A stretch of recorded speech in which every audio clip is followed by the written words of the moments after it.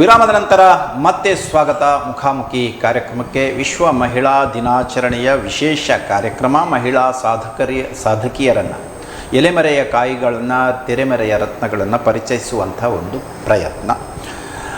ಈ ಭಾಗದಲ್ಲಿ ನಮ್ಮೊಂದಿಗಿದ್ದಾರೆ ಪೂರ್ಣಿಮಾ ಜನಾರ್ದನ್ ಕೊಡವೂರು. ಉಡುಪಿ ಪರಿಸರದ ಜನತೆಗೆ ಚಿರಪರಿಚಿತ ಹೆಸರು.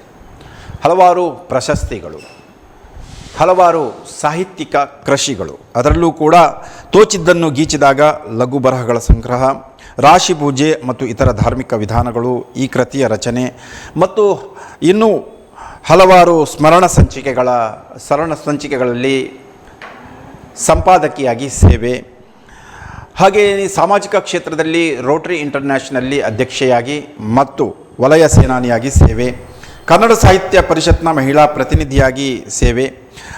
ಈ ಅವರ ಸಾಧನೆಯ ಕ್ಷೇತ್ರದಲ್ಲಿ ಅವರ ಸಾಧನೆಗಾಗಿ ವೃತ್ತಿಯಲ್ಲಿ, ಅಂದರೆ ಅಂಚೆ ಇಲಾಖೆಯಲ್ಲಿ ಅವರು ವೃತ್ತಿಯನ್ನು ನಿರ್ವಹಿಸೋದ್ರಿಂದ ಅವರಿಗೆ ವೃತ್ತಿಯಲ್ಲಿಯೂ ಕೂಡ ಮಹಿಳಾ ಸಾಧಕಿ ಪ್ರಶಸ್ತಿ ಹಾಗೂ ಸಾಹಿತ್ಯ ಪರಿಷತ್ನ ಪ್ರಶಸ್ತಿ ಮತ್ತು ಅತ್ಯುನ್ನತವಾದಂಥ ಜಿಲ್ಲಾ ರಾಜ್ಯೋತ್ಸವ ಪ್ರಶಸ್ತಿ ಮತ್ತು ಹಲವಾರು ವಿಚಾರಗಳಲ್ಲಿ ವಿಪ್ರ ಸಾಧಕಿ ಪ್ರಶಸ್ತಿ ಹಾಗೂ ಇನ್ನಿತರ ಸಂಘ ಸಂಸ್ಥೆಗಳಲ್ಲೂ ಕೂಡ ತಮ್ಮ ಸೇವೆಯಲ್ಲಿ ತೊಡಗಿಸಿಕೊಂಡಿದ್ದಾರೆ. ಅದು ಸಂಸ್ಕೃತಿ ಪ್ರತಿಷ್ಠಾನ ಆಗಿರಬಹುದು, ಹಾಗೆಯೇ ಇನ್ನಿತರ ಸಾಮಾಜಿಕ ಸೇವಾ ಸಂಘಟನೆಗಳಲ್ಲಿ ತಮ್ಮನ್ನು ತಾವು ತೊಡಗಿಸಿಕೊಂಡಿದ್ದಾರೆ. ಸಾಹಿತ್ಯ ಕ್ಷೇತ್ರದಲ್ಲಿ, ಸಾಮಾಜಿಕ ಕ್ಷೇತ್ರದಲ್ಲಿ ತಮ್ಮನ್ನು ತೊಡಗಿಸಿಕೊಂಡಿರುವಂಥ ಪೂರ್ಣಿಮಾ ಜನಾರ್ದನ್ ಕೊಡವೂರು ಅವರಿಗೆ ನಮ್ಮ ವಾಹಿನಿಯ ಪರವಾಗಿ, ವೀಕ್ಷಕ ಬಾಂಧವರ ಪರವಾಗಿ ವಿಶ್ವ ಮಹಿಳಾ ದಿನಾಚರಣೆಯ ಶುಭಾಶಯಗಳು. ಕಾರ್ಯಕ್ರಮಕ್ಕೆ ಪ್ರೀತಿಯ ಸ್ವಾಗತ. ತಮಗೆ ಪ್ರೀತಿಯ ಸ್ವಾಗತ. Thank you. ಸಾಹಿತ್ಯ ಕ್ಷೇತ್ರದಲ್ಲಿರುವವರು ಮತ್ತು ಸಾಂಸ್ಕೃತಿಕ ಕ್ಷೇತ್ರದಲ್ಲಿರುವವರು ಅವರಿಗೆ ನಾವು ಹೆಚ್ಚಾಗಿ ಕೇಳುವ ಪ್ರಶ್ನೆ ಅಂದರೆ ವಿಶ್ವ ಮಹಿಳಾ ದಿನಾಚರಣೆಯ ಪ್ರಸ್ತುತತೆ ಮತ್ತು ಔಚಿತ್ಯತೆ ಪ್ರಸಕ್ತ ಸಮಾಜಕ್ಕೆ ಏಕಿದೆ, ಹೇಗಿದೆ ಮತ್ತು ಅನಿವಾರ್ಯತೆ ಏನು? ವಿಶ್ವ ಮಹಿಳಾ ದಿನಾಚರಣೆ ನನ್ನ ಪ್ರಕಾರ ಕೇವಲ ಒಂದು ದಿನಕ್ಕೆ ಸೀಮಿತ ಅಲ್ಲ. ಯಾಕೆ ಹೇಳಿದರೆ ನಮ್ಮ ಭಾರತೀಯ ಸಂಸ್ಕೃತಿಯಲ್ಲಿ, ನಮ್ಮ ಸನಾತನ ಆಚರಣೆ ವಿಚಾರಣೆಯಲ್ಲಿ ಮಹಿಳೆಗೆ ನಿತ್ಯ ಒಂದು ಗೌರವ ಇದ್ದದ್ದೇ. ಯಾಕೆ ಹೇಳಿದರೆ ಮಹಿಳೆ ಎಂಬುದು ಕೇವಲ ಒಂದು ಮನೆಯ ಆಧಾರ ಸ್ತಂಭ ಮಾತ್ರ ಅಲ್ಲ. ಅವಳು ನನಗೆ ತಿಳಿದ ಮತ್ತು ಇಡೀ ರಾಷ್ಟ್ರದ, ಇಡೀ ಜಗತ್ತಿನ ಒಂದು ಎಂತ ಹೇಳೋದು ಆಧಾರ ಸ್ತಂಭ ಅಂತ ಹೇಳ್ಬೋದು. ಹಾಗಾಗಿ ಅವಳಿಗೆ ನಾವು ಒಂದು ದಿನ ಮಾತ್ರ ನಾವು ಅವಳಿಗೆ ಗೌರವ ಕೊಡಬೇಕಂತಿಲ್ಲ. ಆದರೆ ಅದೊಂದು ಏನು ಹೇಳೋದು, ಒಂದು ಔಚಿತ್ಯವಾಗಿದ್ದು ಒಂದು ರೀತಿಯಲ್ಲಿ ಎಲ್ಲರೂ ಒಂದು ಸಂಭ್ರಮಿಸುವ ದಿನ ಆಗಿ ನಾವೊಂದು ಮಹಿಳಾ ದಿನಾಚರಣೆ ಅಂತ ಒಂದು ಆಚರಿಸ್ತಾ ಆ ದಿನ ಅವಳ ಬಗ್ಗೆ ಜಾಸ್ತಿ ಒಲವು ತೋರಿಸುವ ಹಾಗೆ, ಅವಳ ಒಂದು ವಿಶೇಷತೆಗಳನ್ನಿರ್ಬೋದು, ಅವಳ ಒಂದು ಆಸಕ್ತಿಗಳನ್ನಿರ್ಬೋದು, ಅವಳ ಬಗ್ಗೆ ಇನ್ನಷ್ಟು ನಾವು ಜನರಿಗೆ ಮನವದ್ದಟ್ಟು ಮಾಡುವ ಹಾಗೆ ನಾವು ವಿಶ್ವ ಮಹಿಳಾ ದಿನಾಚರಣೆಯನ್ನು ಆಚರಿಸ್ತಾ ಇದ್ದೇವೆ ಅಂತ ನನ್ನ ಅನಿಸಿಕೆ. ಈಗಿನ ಕಾಲದಲ್ಲಿ, ಇತ್ತೀಚಿನ ದಿನಗಳಲ್ಲಂತೂ ಮಹಿಳೆ ಗೊತ್ತಿದೆ ಎಲ್ಲರಿಗೆ ಸಹ, ಎಲ್ಲ ರಂಗದಲ್ಲಿ ಸಹ ಅವಳು ಪ್ರಾಮುಖ್ಯತೆಯನ್ನು ಪಡೆದಿದ್ದಾಳೆ. ಹಾಗಾಗಿ ಅವಳ ಬಗ್ಗೆ ಇನ್ನಷ್ಟು ಬೆಳಕು ಬೀರುವಂತಹ ಕಾರ್ಯಕ್ರಮಗಳನ್ನು ಮಾಡ್ತಾ ಅದನ್ನು ಸಂಭ್ರಮಿಸುವ ದಿನ ಅಂತ ನನ್ನ ಅನಿಸಿಕೆ. ಒಬ್ಬ ಲೇಖಕಿಯಾಗಿ ಕೇಳೋದಿದ್ರೆ ಸ್ತ್ರೀ ಸಮಾನತೆ, ಸ್ತ್ರೀ ಸ್ವಾತಂತ್ರ್ಯ ಮತ್ತು ಸ್ತ್ರೀವಾದ ಮುಂಚೂಣಿಯಲ್ಲಿ ನಿಂತಿದೆ. ಅದರಿಂದಲೇ ಒಂದಷ್ಟು ಸ್ತ್ರೀ ಸಬಲೀಕರಣವನ್ನು ಸಾಧಿಸಬಹುದು ಅನ್ನುವಂಥ ಕಲ್ಪನೆಯೂ ಕೂಡ ಇದೆ. ಒಂದಷ್ಟು ಕೆಲಸವೂ ಕೂಡ ಅದನ್ನು ಮಾಡಿದೆ. ಈ ಹಿನ್ನೆಲೆಯಲ್ಲಿ ಧಾರ್ಮಿಕ ವಿಚಾರಗಳ ಬಗ್ಗೆ ಬಹಳ ಆಸಕ್ತಿಯನ್ನು ಹೊಂದಿರುವವರು ತಾವು. ಧಾರ್ಮಿಕ ವಿಚಾರಗಳ ಬಗ್ಗೆ ತಾವು ಬರಹವನ್ನು ಕೂಡ ಬರೆದಿರುವ ಒಂದು ಕೃತಿಯನ್ನು ಕೂಡ ಪ್ರಕಟಣೆ ಮಾಡಿದ್ದೀರಿ. ಎಲ್ಲೋ ಒಂದು ಕಡೆ ಈ ವಿಶಿಷ್ಟವಾದಂತಹ ಧಾರ್ಮಿಕ ಆಚರಣೆಗಳು ಮತ್ತು ಮೂಢನಂಬಿಕೆಗಳು ಸ್ತ್ರೀ ಸ್ವಾತಂತ್ರ್ಯಕ್ಕೆ ಅಡಚಣೆಯಾಗ್ತಾ ಇದೆ ಅನ್ನುವಂಥ ಕಲ್ಪನೆಯೂ ಕೂಡ ಇದೆ. ಕೆಲವೊಂದು ಮಾತುಗಳು ಕೂಡ ಕೇಳಿ ಬರ್ತಾ ಇವೆ. ತಮ್ಮ ಅಭಿಪ್ರಾಯವೇನು? ಎಲ್ಲಿ ಸಹ ನನಗೆ ಗೊತ್ತಿದ್ದ ಮಟ್ಟಿಗೆ ನಮ್ಮ ಸನಾತನ ಸಂಸ್ಕೃತಿಯಲ್ಲಿ ಆಗಲೇ ಹೇಳಿದ ಹಾಗೆ ಹೆಣ್ಣು ಮಕ್ಕಳನ್ನು, ವನಿತೆಯರನ್ನು, ಸ್ತ್ರೀಯರನ್ನು ಬಿಟ್ಕೊಡ್ಲಿಲ್ಲ. ಅವಳಿಗೆ ಒಂದು ಕೆಲವು ಕಟ್ಟುಪಾಡುಗಳು ಇರ್ಬೋದು. ಯಾಕೆ ಹೇಳಿದರೆ ಅವಳ ಒಂದು ದೇಹದ ರಚನೆಯ ಬಗ್ಗೆ ಇರ್ಬೋದು, ದೇಹ ಪ್ರಕೃತಿಗೆ ಅನುಗುಣವಾಗಿ ಇರ್ಬೋದು, ಇಲ್ಲ ಸುರಕ್ಷತೆಯ ವಿಧಾನದಲ್ಲಿ ಇರ್ಬೋದು, ಕೆಲವೊಂದು ಈಗ ಲೇಟ್ ನೈಟ್ ಕೆಲವು ಕಾರ್ಯಕ್ರಮಗಳಿಗೆ ಹೋಗೋ ಬಗ್ಗೆ ಇರ್ಬೋದು, ಅಥವಾ ಧಾರ್ಮಿಕ ಕಾರ್ಯಕ್ರಮದಲ್ಲಿ ಆಗುವಾಗ ಋತುಬಂಧದ ಒಂದು ಇದಿರ್ಬೋದು. ಹಾಗೆಲ್ಲ ಅದನ್ನು ನಾವು ಮೂಢನಂಬಿಕೆ ಅಥವಾ ಕಟ್ಟುಪಾಡು ಅಂತ ಯೋಚನೆ ಮಾಡದೆ, ನಮ್ಮ ಹಿರಿಯರು ಯಾವುದೇ ಒಂದು ಕಾರ್ಯಕ್ರಮ, ಯಾವುದೇ ಒಂದು ವಿಷಯವನ್ನು ಹೇಳುವಾಗ ಅದಕ್ಕೊಂದು ಸರಿಯಾದ ಒಂದು ಅರ್ಥವನ್ನು ನೀಡಿಯೇ ಕೊಟ್ಟಿದ್ದಾರೆ. ಯಾವುದೂ ಸಹ ನಾನು ಅದನ್ನು ಯಾಕೆ ಹೇಳಿದರೆ ನಾವೀಗ ಆಧುನಿಕ ಮನೋಭಾವವನ್ನು ಹೊಂದಿದ್ರೆ ಸಹ ಅದರ ಹಿಂದೆ ಒಂದು ವೈಜ್ಞಾನಿಕ ಕಾರಣ ಇದ್ದೇ ಹಿಂದಿನ ಹಿರಿಯರು ಅವರ ಒಂದು ಜ್ಞಾನದ ಪ್ರಕಾರ, ಆವಾಗ ವಿಜ್ಞಾನ ಜಾಸ್ತಿ ಇಲ್ಲದಿದ್ದರೆ ಸಹ ಅವರ ಜ್ಞಾನ ತುಂಬ ಇತ್ತು. ಹಾಗಾಗಿ ಪ್ರತಿಯೊಂದಕ್ಕೂ ಅವರು ಏನೋ ಒಂದು ಕಟ್ಟುಪಾಡು ಹಾಕಿದ್ದಾರೆ. ಅದನ್ನು ನಾವು ನಮ್ಗೆ ಅಲ್ಲಿ ಬಿಡಲಿಲ್ಲ, ನಮ್ಗೆ ಹಾಗೆ ಮಾಡಲಿಲ್ಲ, ಹೀಗೆ ಮಾಡಲಿಲ್ಲ ಹೇಳೋದಕ್ಕಿಂತ ಅದು ಯಾಕೆ ಇರ್ಬೋದು ಎಂಬ ಒಂದು ಕೂಲಂಕುಷವಾಗಿ ವಿಚಾರಣೆ ಮಾಡಿದಾಗ ಹೌದಲ್ಲ ಅಂತ ಅನಿಸ್ತದೆ ಅಂತ ನನ್ನ ಅಭಿಪ್ರಾಯ. ಹಾಗಾಗಿ ಎಲ್ಲಿಯೂ ನಾವು ನಮ್ಮ ಸನಾತನ ಸಂಸ್ಕೃತಿಯಲ್ಲಿ ಇರ್ಬೋದು, ನಮ್ಮ ಆಚಾರ ವಿಚಾರದಲ್ಲಿ ಇರ್ಬೋದು, ಸಂಪ್ರದಾಯಗಳಲ್ಲಿ ಇರ್ಬೋದು, ಅಂತಹ ಒಂದು ಮೂಢನಂಬಿಕೆ ಅಂತ ಹೇಳಲಿಕ್ಕೆ ಆಗುದಿಲ್ಲ. ಅದು ಪ್ರತಿಯೊಂದಕ್ಕೂ ಒಂದೊಂದು ಕಾರಣ ಇದ್ದ ಕಾರಣ ಕಟ್ಟಿ ಹಾಕಲಿಲ್ಲ. ಗೃಹಿ ಮುಚ್ಚತೆ ಅಂತ ಹೇಳಿದ್ರು ಕೂಡ ಯತ್ರ ನಾರ್ಯಂತ ಪೂಜ್ಯಂತೆ ರಮಂತೆ ತತ್ರ ದೇವತಾ ಅಂತ ಕೂಡ ಅವರೇ ಪ್ರತಿಪಾದಿಸಿ. ಹೌದು, ಆದ್ರೆ ಮಹಿಳೆಯರಿಗೆ ಸ್ಥಾನಮಾನ ಕೊಟ್ಟಿದ್ದಾರೆ. ಆರಂಭದಲ್ಲಿ ಬ್ರಹ್ಮವಾದಿನಿಯರೆಂಬ ಸನ್ಯಾಸಿರು ಕೂಡ ಇದ್ರು ಮತ್ತೆ ವೇದ ಕಾಲದಲ್ಲಿ. ಹೌದು, ಪ್ರತಿಯೊಂದಕ್ಕೆ ಸಹ ಯಾಕೆ ಒಂದು ಕಟ್ಟುಪಾಡು ಮಾಡಿದ್ದಾರೆ ಅಂತ ಹೇಳಿದಕ್ಕೆ ಸಹ ಯಾರಿಗೂ ಗೊತ್ತಾ, ಆ ಟೈಮಲ್ಲಿ ಅದರ ಬಗ್ಗೆ ಜಾಸ್ತಿ ವಿಶ್ಲೇಷಣೆ ಮಾಡಲಿಕ್ಕೆ ಹೋಗುವಾಗ ಹೆಂಗಸರಿಗೆ ಅಥವಾ ಸ್ತ್ರೀಯರಿಗೆ ಅದರಿಂದ ಆಗುವ ಅಪಾಯ ಆಗ್ಬೋದು ಎಂಬ ಒಂದು ಕಾರಣದಿಂದ ಇರ್ಬೋದು. ಅದು ಬಿಟ್ಟು ಅವರನ್ನು ತುಳಿಬೇಕು ಆ ರೀತಿಯದ್ದು ಎಲ್ಲೋ 10ರಲ್ಲಿ 1% ಕೆಲವರ ಮನೋಭಾವ ಇರ್ಬೋದು. ಆದರೆ ಈಗಿನ ಕಾಲದಲ್ಲಿ ನಾನು ನನ್ನ ಪರಿಸರವನ್ನು, ನನ್ನ ಮನೆಯನ್ನು, ನನ್ನ ಮನೆಯವರನ್ನು ಅಥವಾ ನನ್ನ ಈ ಸಮಾಜ ಬಾಂಧವರನ್ನು ನೋಡುವಾಗ ನನಗೆ ಎಲ್ಲಿಯೂ ಆ ರೀತಿ ಅನಿಸ್ತಿಲ್ಲ. ಎಲ್ಲೋ ಒಂದು ಕೆಲವೊಂದು ವಿಷಯ, ಕೆಲವರು ಇರ್ಬೋದು, ಎಲ್ಲರೂ ಸರಿ ಅಂತ ಹೇಳಲಿಕ್ಕೆ ಆಗೋದಿಲ್ಲ. ಎಲ್ಲೋ ಒಂದು 100ರಲ್ಲಿ 1%, 10% ಸ್ತ್ರೀಯರಿಗೆ ಹಾಗೆ ಮಾಡಬಾರ್ದು, ಹೀಗೆ ಮಾಡ್ಬೋದು ಅಂತ ಇರ್ಬೋದು. ಆದರೆ ಎಲ್ಲವನ್ನು ಮೆಟ್ಟಿ ಈಗದ ಮಹಿಳೆ ಎಲ್ಲ ವಿಧದಲ್ಲಿ ಸಹ, ಈಗ ಧಾರ್ಮಿಕವಾಗಿ ನೋಡಿದರೆ ಸಹ ಈಗ ಎಷ್ಟೋ ಇದರಲ್ಲಿ ಕೆಲವೊಂದು ಪೂಜೆ ಪುನಸ್ಕಾರಗಳನ್ನು ಸ್ತ್ರೀಯರೇ ಮಾಡ್ತಾ ಇದ್ದಾರೆ. ಎಲ್ಲಿಯೂ ಕೂಡ ಅದಕ್ಕೊಂದು ದೊಡ್ಡ ಅಪವಾದ ಬರ್ತಾ ಇಲ್ಲ. ಅಂದರೆ ಬದಲಾವಣೆ ಮೊದಲು ಒಂದು ಕಾಲದಲ್ಲಿ ಇತ್ತು, ಇಲ್ಲ ಹೇಳೋದಿಲ್ಲ. ಬಟ್ ಈಗದ ಆಧುನಿಕ ಇದರಲ್ಲಿ ಅಂತಹ ದೊಡ್ಡ ದೊಡ್ಡ ಏನು ಪ್ರತಿಬಂಧಕಗಳು, ಅಡಚಣೆಗಳು ಇಲ್ಲ ಅಂತ ನನ್ನ ಅಭಿಪ್ರಾಯ. ಸರಿ, ಸಾಹಿತ್ಯಿಕ ಸಾಮಾಜಿಕವಾದಂಥ ತಮ್ಮ ಆಸಕ್ತಿಗಳು ಯಾವ ಕಾರಣಕ್ಕಾಗಿ ಹುಟ್ಕೊಂಡವು? ಯಾಕಂದರೆ ಸಾಧಕಿ ಮಹಿಳೆ ಆಗಬೇಕು ಅನ್ನುವಂಥ ಒಂದು ಆಶಯದಿಂದಲೋ ಅಥವಾ ಸಾಹಿತ್ಯಿಕವಾದಂತಹ ಒಂದು ಆಸಕ್ತಿಯಿಂದಲೋ ಯಾವ ರೀತಿಯಲ್ಲಿ ಹುಟ್ಟುಕೊಂಡವು, ಯಾವ ಹಂತದಲ್ಲಿ ಹುಟ್ಟುಕೊಂಡವು? ನಾನು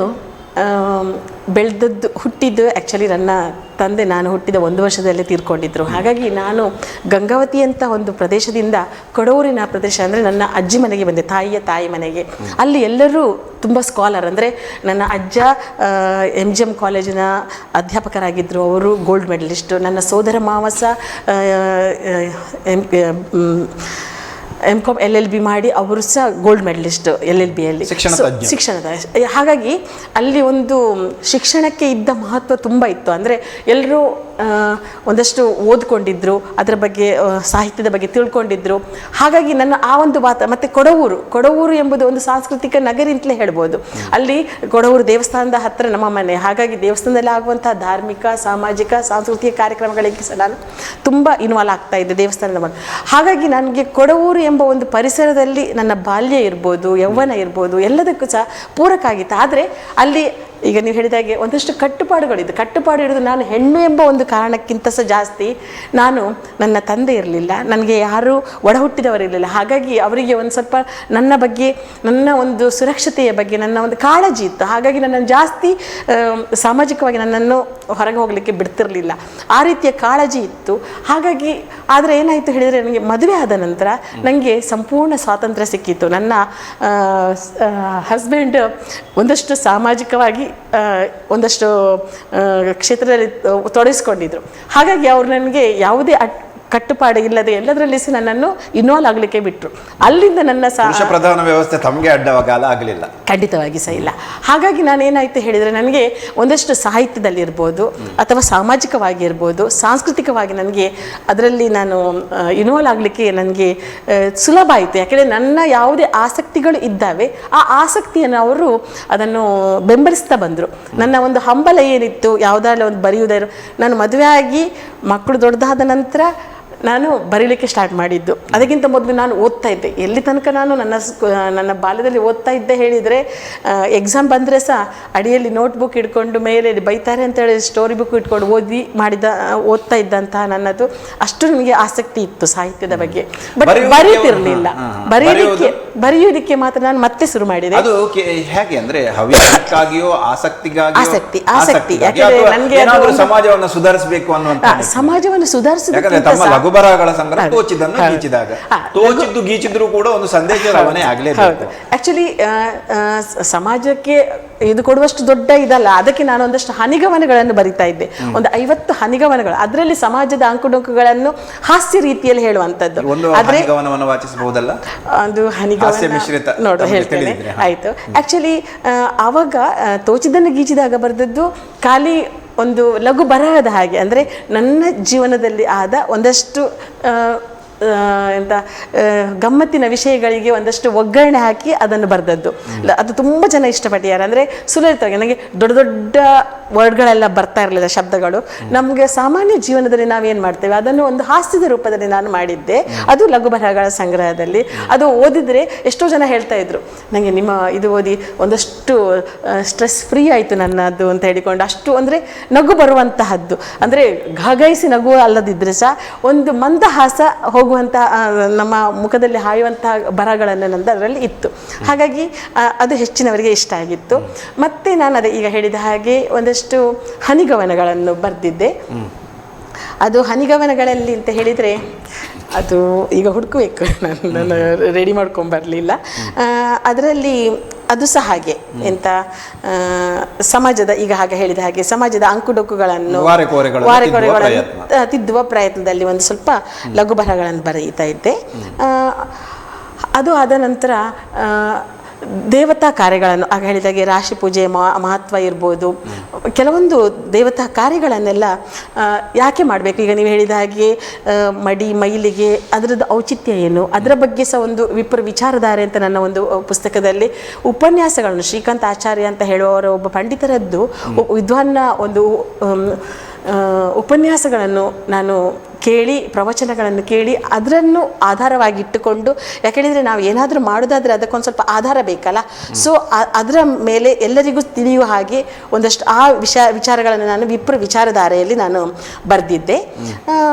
ಮತ್ತು ಅದೇ ರಾಶಿ ಪೂಜೆಯ ಬಗ್ಗೆ, ಈಗ ನಾವು ಯಾವುದೇ ಒಂದು ಕೆಲಸವನ್ನು ಮಾಡಬೇಕಾದ್ರೆ, ದೇವತಾ ಕಾರ್ಯ ಇರ್ಬೋದು, ಅದನ್ನು ನಾವು ಮಾಡಬೇಕು ಅಂತಾರೆ ಅದನ್ನು ತಿಳ್ಕೊಳ್ಬೇಕು, ಯಾಕೆ ಮಾಡ್ತೇವೆ, ಅದರಿಂದ ಆಗುವಂಥ ಪ್ರಯೋಜನಗಳು ಏನು, ಆ ರೀತಿ. ಹಾಗಾಗಿ ಅದಕ್ಕೋಸ್ಕರ ನಾನು ಒಂದು ಪುಸ್ತಕ ಬರೆಯುವಂತಹ ಒಂದು ಹವ್ಯಾಸವನ್ನು ಇಟ್ಕೊಂಡದ್ದು. ಯಾವುದು ಧಾರ್ಮಿಕ ಅನ್ನುವಂತಹ ಅರ್ಹತೆಯನ್ನು ಸಂಪಾದಿಸಿದ್ದು ಅಂದ್ರೆ ಯಾರಾದರೂ ಹೇಳಬೇಕು, ನಿನ್ನ ಸಾಹಿತ್ಯ ಒಳ್ಳೆಯದಾಗಿದೆ, ನೀವು ಬರೆಯಬಹುದು, ಲೇಖಕಿ ಆಗಬಹುದು. ಹೌದು, ನನ್ನ ಮೊದಲ ಅರ್ಹತೆ ನಮ್ಮಿಂದಲೇ ನಮಗೆ ಬರೋದಿಲ್ಲ, ಯಾರಾದರೂ ಹೇಳಿದ್ರೆ ನಾವು ಮತ್ತೆ ಮುಂದುವರಿತೀವಿ. ಆಕ್ಚುಲಿ ಸುಮ್ಮನೆ ಒಂದಷ್ಟು ಅದೇ ತೋಚಿದ್ದು ಗೀಚಿದಾಗ ಹಾಗೆ ಗೀಚ್ತಾ ಇದ್ದೆ.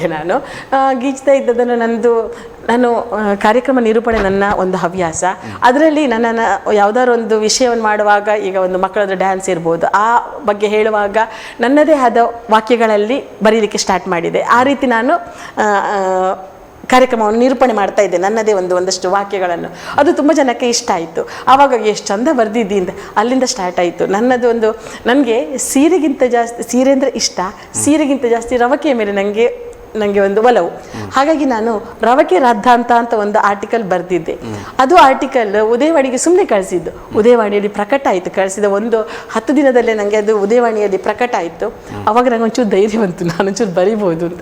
ಹಾಗಾಗಿ ಆ ಲಘು ಬರಹಗಳ ಸಂಗ್ರಹದಲ್ಲಿರುವ 22 ಆರ್ಟಿಕಲ್ಗಳು ಕೂಡ, ಅದರಲ್ಲಿ ಒಂದು 10-12 ಆರ್ಟಿಕಲ್ಸ್ ವಿವಿಧ ಪತ್ರಿಕೆಗಳಲ್ಲಿ ಪ್ರಕಟ ಆದವುಗಳೇ. ಹಾಗಾಗಿ ಆ ರೀತಿ ನನಗೆ ಒಂಥರ ಏನು ಹಾಗೆ ಮನೆಯಲ್ಲಿ ಸಹ ಸ್ವಲ್ಪ ಸಪೋರ್ಟ್ ಸಿಕ್ಕಿತ್ತು.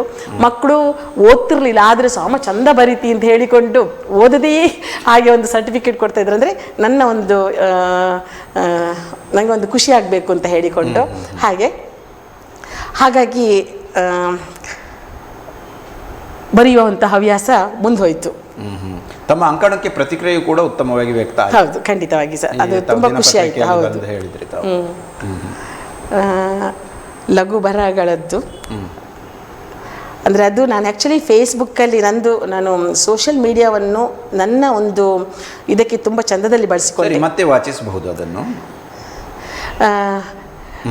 ತಿರುವು ಮುರುವು ಅಂದರೆ ಈಗ ಇದೊಂದು ಹನಿಗವನ.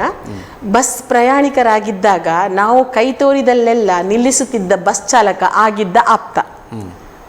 ದ್ವಿಚಕ್ರ ವಾಹನ ಸವಾರರಾದ ನಮಗೀಗ ಎಲ್ಲೆಂದರಲ್ಲಿ ನಿಲ್ಲಿಸುವ ಬಸ್ ಕಂಡರೆ ಬರುವುದು ಕೋಪ. ಅಂದರೆ ಒಂದೊಂದು ಯಾವುದೇ ಆಗಲಿ ಕೆಲವೊಂದು ಸಂದರ್ಭಗಳು ಯಾರೇ ಅಥವಾ ಒಂದು ವ್ಯಕ್ತಿ ಇರ್ಬೋದು, ಒಂದು ಕಾರ್ಯ ಇರ್ಬೋದು, ಅದು ನಮಗೆ ಒಂದು ಸಲ ಆಪ್ತ ಆಗ್ತದೆ, ಇನ್ನೊಂದು ಸಲ ಅದನ್ನು ನೋಡಿದ ಕೂಡ ಯಾಕೆ ಹಾಗೆ ಮಾಡ್ತಾರೆ ಅಂತ ಆ ರೀತಿ ಅಂತಹ ಒಂದಷ್ಟು ಹಾಗೆ ಇಲ್ಲಿ ಇನ್ನೊಂದು ಹೀಗೆ ಸುಮ್ಮನೆ ಅಂತ ಇವತ್ತು ಸ್ನೇಹಿತೆ ಜೊತೆ ಮಾತಾಡ್ತಾ ಸೌತೆಕಾಯಿ ಸಾಂಬಾರು, ಅದರ ಸಿಪ್ಪೆಯ ಗೊಜ್ಜು, ಮಧ್ಯದ ಬೊಂಡು ಮತ್ತೆ ಬೀಜದ ತಂಬುಳಿ ಅಂದೆ. ಕೂಡಲೇ ಅವಳು, ಅಯ್ಯೋ ದೇವಾ, ಎಲ್ಲ ನೀವೇ ಖಾಲಿ ಮಾಡಿದರೆ ಹೇಗೆ, ದನಕ್ಕೂ ಏನಾದರೂ ಇಡೀ ಸ್ವಲ್ಪ ಅನ್ಲು. ಅಂದರೆ ನಾವು ಒಂದು ಯಾವುದು ಈಗ ಒಂದು ಸೌತೆಕಾಯಿ ತಂದೆ ಅಂತಾದರೆ ಅದರಲ್ಲಿ ಇರುವಂತಹ ಸಿಪ್ಪೆಯಿಂದ ಹಿಡಿದು ಅದರದ್ದು ಹೋಳು ಎಲ್ಲವನ್ನು ಸಹ ನಾವು ಅದರದ್ದು ಮಧ್ಯದಲ್ಲಿ ಬೊಂಡು ಅಂತ ಬರ್ತಾರಲ್ಲ ಅದನ್ನೆಲ್ಲವನ್ನು ಬೀಜ ಎಲ್ಲವನ್ನು ಸಹ ನಾವು ಯೂಸ್ ಮಾಡ್ತೇವೆ. ಅದಕ್ಕೆ ಅವಳು ನನಗೆ ತಮಾಷೆಗೆ ಹೇಳ್ತಾ, ನೀವೇ ತಿಂದುಬಿಟ್ರೆ ದನಕ್ಕೇನು ಇಲ್ವಲ್ಲ ಅಂತ. ಆ ರೀತಿ ಇಂತಹ ಒಂದಷ್ಟು ಇದು ಮಾಡ್ತಾ ನಾವು ಹನಿಗವನಗಳಿಗೆ ಯಾರು ಪ್ರೇರೇಪಣೆ, ಭುವನೇಶ್ವರಿ ಹೆಗಡೆಯೋ ಅಂತದ್ದು ಅಥವಾ ಹನಿಗವನಗಳಿಗೆ ದುಂಡಿರಾಜ ಪ್ರೇರಣೆಯೋ, ಪ್ರಾಸವನ್ನು ಬಳಸಿಕೊಳ್ತಿದ್ದೀರೋ ಹೇಗೆ? ಪ್ರಾಸವನ್ನು ಬಳಸ್ತಾ ಇದ್ದೆ ನಾನು. ದುಂಡಿರಾಜರದ್ದು ಮತ್ತೆ ನಮ್ಮ ಇವರದ್ದು ತುಂಬ ನಾನು ಪುಸ್ತಕ ಅದೇ ಓದ್ತಾ ಇದ್ದೆ ಅಲ್ಲ, ಆವಾಗ ನನಗೆ ಸಹ ಅನಿಸ್ತಾ ಇತ್ತು ಹನಿಗವನ ನನ್ನ ಫೇವ್ರೇಟ್. ಯಾಕೆ ಹೇಳಿದರೆ ಒಂದು ಸಣ್ಣ ಒಂದು ಇದರಲ್ಲಿ ಒಂದು 10-15 ಲೈನಲ್ಲಿ ನಾವು ಒಂದಷ್ಟು ವಿಷಯಗಳನ್ನು ಹೇಳಲಿಕ್ಕೆ ಆಗ್ತದೆ. ಈಗ ನೀವು ಹೇಳಿದ ಹಾಗೆ ತುಂಬ ಎಲ್ಲರೂ ಬ್ಯುಸಿ ಇರ್ತಾರೆ. ಹಾಗೆ ಇರುವಾಗ ಸಣ್ಣ ದೊಡ್ಡ ದೊಡ್ಡ ವಿಷಯಗಳನ್ನು ಸಣ್ಣ ವಾಕ್ಯದಲ್ಲಿ ಹೇಳಿದರೆ ಒಳ್ಳೆಯದಲ್ಲ ಅಂತ ದುಂಡಿರಾಜರು ಪ್ರೇರಣೆ. ಮತ್ತು ತುಂಬ ಜನ ಇವರು ದಿನಕರ ದೇಸಾಯಿ ಇರ್ಬೋದು, ಎಲ್ಲರದ್ದು ಸಹ ನಾನು ಚುಟುಕುಗಳನ್ನು ಅದನ್ನೆಲ್ಲ ನಾನು ಓದ್ತಾ ಇದ್ದೆ. ಹಾಗೆ ಎಲ್ಲ ಹೆಚ್ಚಿನ ಸಾಹಿತಿಗಳದ್ದು ಒಟ್ಟರಾಶಿ ಸಾಹಿತ್ಯ ಅಂದರೆ ನನಗೆ ಇಷ್ಟ. ಈಗ ನನಗೆ ಈ ರೀತಿ ಬರೆದ ಹಾಗೆ ಒಂದಷ್ಟು ಇದನ್ನು ವಿಮರ್ಶೆಗಳನ್ನು ಸಹ ಬರೆದಿದ್ದೇನೆ ನಾನು. ಒಟ್ಟು ಸಾಹಿತ್ಯದ ಎಲ್ಲ ಪ್ರಕಾರಗಳು ನನಗೆ ಇಷ್ಟ. ಕತೆ ಬರೆದಿದ್ದೇನೆ, ಸಣ್ಣ ಕತೆಗಳು, ಎಲ್ಲ ಪ್ರಕಾರಗಳಲ್ಲಿ ನನಗೆ ಆ ರೀತಿಯ ಒಂದು ಆಸೆ. ಅಂದರೆ ಸಾಹಿತಿ ಅಂತ ಅನ್ಸ್ಕೊಳ್ಬೇಕು ಅಂತಾದರೆ ಅವನಿಗೆ ಒಂದೇ ಇದರಲ್ಲಿ ಇರಬಾರ್ದು, ಕಟ್ಟುಪಾಡುಗಳು ಇರಬಾರ್ದು. ಅವನು ಸಾಹಿತ್ಯದ ಎಲ್ಲ ಇದರಲ್ಲಿಯೂ ಇದು ಮಾಡಿ ಲಘು ಬರಹಗಳು, ವಿಮರ್ಶೆ, ಪ್ರವಾಸ ಕಥನಗಳು, ಕವಿತೆಗಳು, ಕವನಗಳು ಎಲ್ಲವೂ ಕೂಡ ಇರಬೇಕು. ಈಗ ಇನ್ನೊಂದು ಆಸೆ ಇದೆ, ಒಂದು ಫೋಟೋ, ನನ್ನ ಹಸ್ಬೆಂಡ್ ಫೋಟೋಗ್ರಾಫರ್, ಅವರು ತೆಗೆದ ಒಂದು ಫೋಟೋ, ಯಾವುದಾದ್ರು ಫೋಟೋಕ್ಕೆ ಕತೆ ಬರೆಯುವಂಥದ್ದು ಆ ರೀತಿ. ಮತ್ತೆ ಕೆಲವೊಂದು ಸಲ ನಾನು ಎಲ್ಲಿ ಒಬ್ಬರು ಬಾಲಕೃಷ್ಣ ಶೆಟ್ಟಿ ಅಂತ ಒಬ್ಬರು ಆರ್ಟಿಸ್ಟ್ ಇದ್ದಾರೆ, ಅವರು ಒಂದಷ್ಟು ನನ್ನ ಕವನಗಳಿಗೆ ರೇಖಾಚಿತ್ರಗಳನ್ನು ಮಾಡಿದ್ದಾರೆ. ಅದು ಇನ್ನು ಪ್ರಕಟಣೆ ಆಗಬೇಕಷ್ಟೇ. ಆ ರೀತಿ ಅಂದರೆ ಕವನಗಳ ಸಂಕಲನ ಹಾಗೆ ಎಲ್ಲ ಸಹ ಒಂದು ಅದೇ ಈಗ ಹೇಳಿದಲ್ಲ, ಸಾಹಿತ್ಯದ ವಿವಿಧ ಪ್ರಕಾರಗಳಲ್ಲಿ ನನ್ನನ್ನು ತೊಡಗಿಸ್ಕೊಳ್ಬೇಕು ಅಂತ ಒಂದು ಆಸೆ ಅಷ್ಟೇ. ಮತ್ತು ವೃತ್ತಿಯಲ್ಲಿ ತಾವು ಅಂಚೆ ಇಲಾಖೆಯಲ್ಲಿ ಕರ್ತವ್ಯವನ್ನು ನಿರ್ವಹಿಸಿದರೆ ಅಲ್ಲೂ ಕೂಡ ತಮ್ಮ ಮಾರ್ಕೆಟಿಂಗ್ ಆಗಿ ಪ್ರಶಸ್ತಿಗಳನ್ನು ಪಡೆದಿದೆ. ಮತ್ತು ಅಂಚೆ ಚೀಟಿ ಸಂಗ್ರಹಣೆಯಲ್ಲೂ ಕೂಡ ತಮಗೆ ಅಲ್ಲಿಯೂ ಕೂಡ ಪ್ರಶಸ್ತಿ, ಇಂಟರ್ನ್ಯಾಷನಲ್ ಅವಾರ್ಡ್ ಕೂಡ ಬಂದಿದೆ ತಮಗೆ. ಈ ಅಂಚೆ ಚೀಟಿ ಸಂಗ್ರಹ ಯಾವಾಗಿಂದ ಆರಂಭ ಆಯಿತು ಮತ್ತು ತಮ್ಮ ಅಂಚೆ ಇಲಾಖೆಯ ಸೇವೆ ಅಂದರೆ ತಮ್ಮ ಏನು ಆಸಕ್ತಿಗಳಿಗೆ ಅದು ಪೂರಕವಾದಂಥ ಜ್ಞಾನವನ್ನು ಒದಗಿಸುವಂಥ ಒಂದು ಡಿಪಾರ್ಟ್ಮೆಂಟ್ ಅಂತ ನಾನು ಭಾವಿಸ್ತೀನಿ. ಯಾಕಂದರೆ ಅಲ್ಲಿ ಬರುವಂಥ ಲೆಟರ್ಗಳು ಅದರಲ್ಲೂ ಕೂಡ ಸಾಹಿತ್ಯಗಳು, ಅಂದರೆ ಹಿಂದೆ ಈಗ ಅಂಥ ಲೆಟರ್ಗಳು ಇಲ್ಲ, ಅಥವಾ ಬೇರೆ ಬೇರೆ ಮಗುಲಲ್ಲಿ ನಾವು ಅಂದರೆ ಇಲ್ಲಿ ಸಂಪರ್ಕ ಇದೆ, ಸಂವಹನಗಳು ಇವೆ, ಇದನ್ನೆಲ್ಲ ಯಾವ ರೀತಿಯಲ್ಲಿ ಬಳಸಿಕೊಂಡ್ರಿ ಮತ್ತು ಈ ಅಂಚೆ ಚೀಟಿ ಸಂಗ್ರಹದ ಅಭಿಯಾನ ಯಾವಾಗ ಆರಂಭ? ಅಂಚೆ ಚೀಟಿ ಆಗಲೇ ಹೇಳಿದ ಹಾಗೆ ನನಗೆ ಸಾಹಿತ್ಯದಲ್ಲಿ ಆಸಕ್ತಿ, ಪ್ರವಾಸದಲ್ಲಿ ಆಸಕ್ತಿ, ಮತ್ತು ಒಂದಷ್ಟು ಸಂಘ ಸಂಸ್ಥೆಗಳಲ್ಲಿ ಆಸಕ್ತಿ, ಹಾಗೆ ಮತ್ತು ಹಳೆಯ ಚಿತ್ರಗೀತೆಗಳನ್ನು, ಚಲನಚಿತ್ರಗಳನ್ನು ನೋಡುವಂಥದ್ದು, ಕೇಳುವಂಥ ಆಸಕ್ತಿ, ಅದರ ಆಲಸ್ಯ. ಗಾಯಕಿ ಇಲ್ಲ ನಾನು, ಅದೊಂದು ಇಲ್ಲ. ಒಂದು ಹರಿಕತೆ ಒಂದ್ಸಲ ಮಾಡಿದ್ದೇನೆ, ಬಟ್ ಹರಿಕತೆ ಒಂದು ಯಕ್ಷಗಾನ ಒಂದ್ಸಲ ಮಾಡಿದ್ದೇನೆ. ಬಟ್ ನಾನು ಹರಿಕತೆಯ ದಾಸವಳು ಅಲ್ಲ, ಯಕ್ಷಗಾನ ಆರ್ಟಿಸ್ಟು ಅಲ್ಲ, ಬಟ್ ಅದನ್ನು ನಾನು ಎಂಜಾಯ್ ಮಾಡ್ತೇನೆ, ನನಗೆ ಮಾಡಬೇಕು ಅಂತ ಅನಿಸ್ತದೆ. ಬಟ್ ಯಕ್ಷಗಾನ ನನ್ನಿಂದ ಒಂದೇ ಸಲ ಮಾಡಿದ್ದು ನಾನು. ಬಟ್ ಹರಿಕತೆ ಇನ್ನೂ ಮಾಡಬೇಕಂತ ಇದೆ. ಯಾಕೆಂದರೆ ನಮ್ಮ ಅಲ್ಲಿ ಕೊಡವೂರಿನ ಒಬ್ಬರು ತಂತ್ರಿಗಳು ಇದ್ದಾರೆ, ದೇವಸ್ಥಾನದ ಪ್ರಧಾನ ತಂತ್ರಿಗಳು, ಅವರು ಯಾವಾಗಲೂ ಕೇಳ್ತಾರೆ ಅದು ಒಳ್ಳೆ ಆಗಿತ್ತು, ನೀವು ಮಾಡೋದಿಲ್ಲ.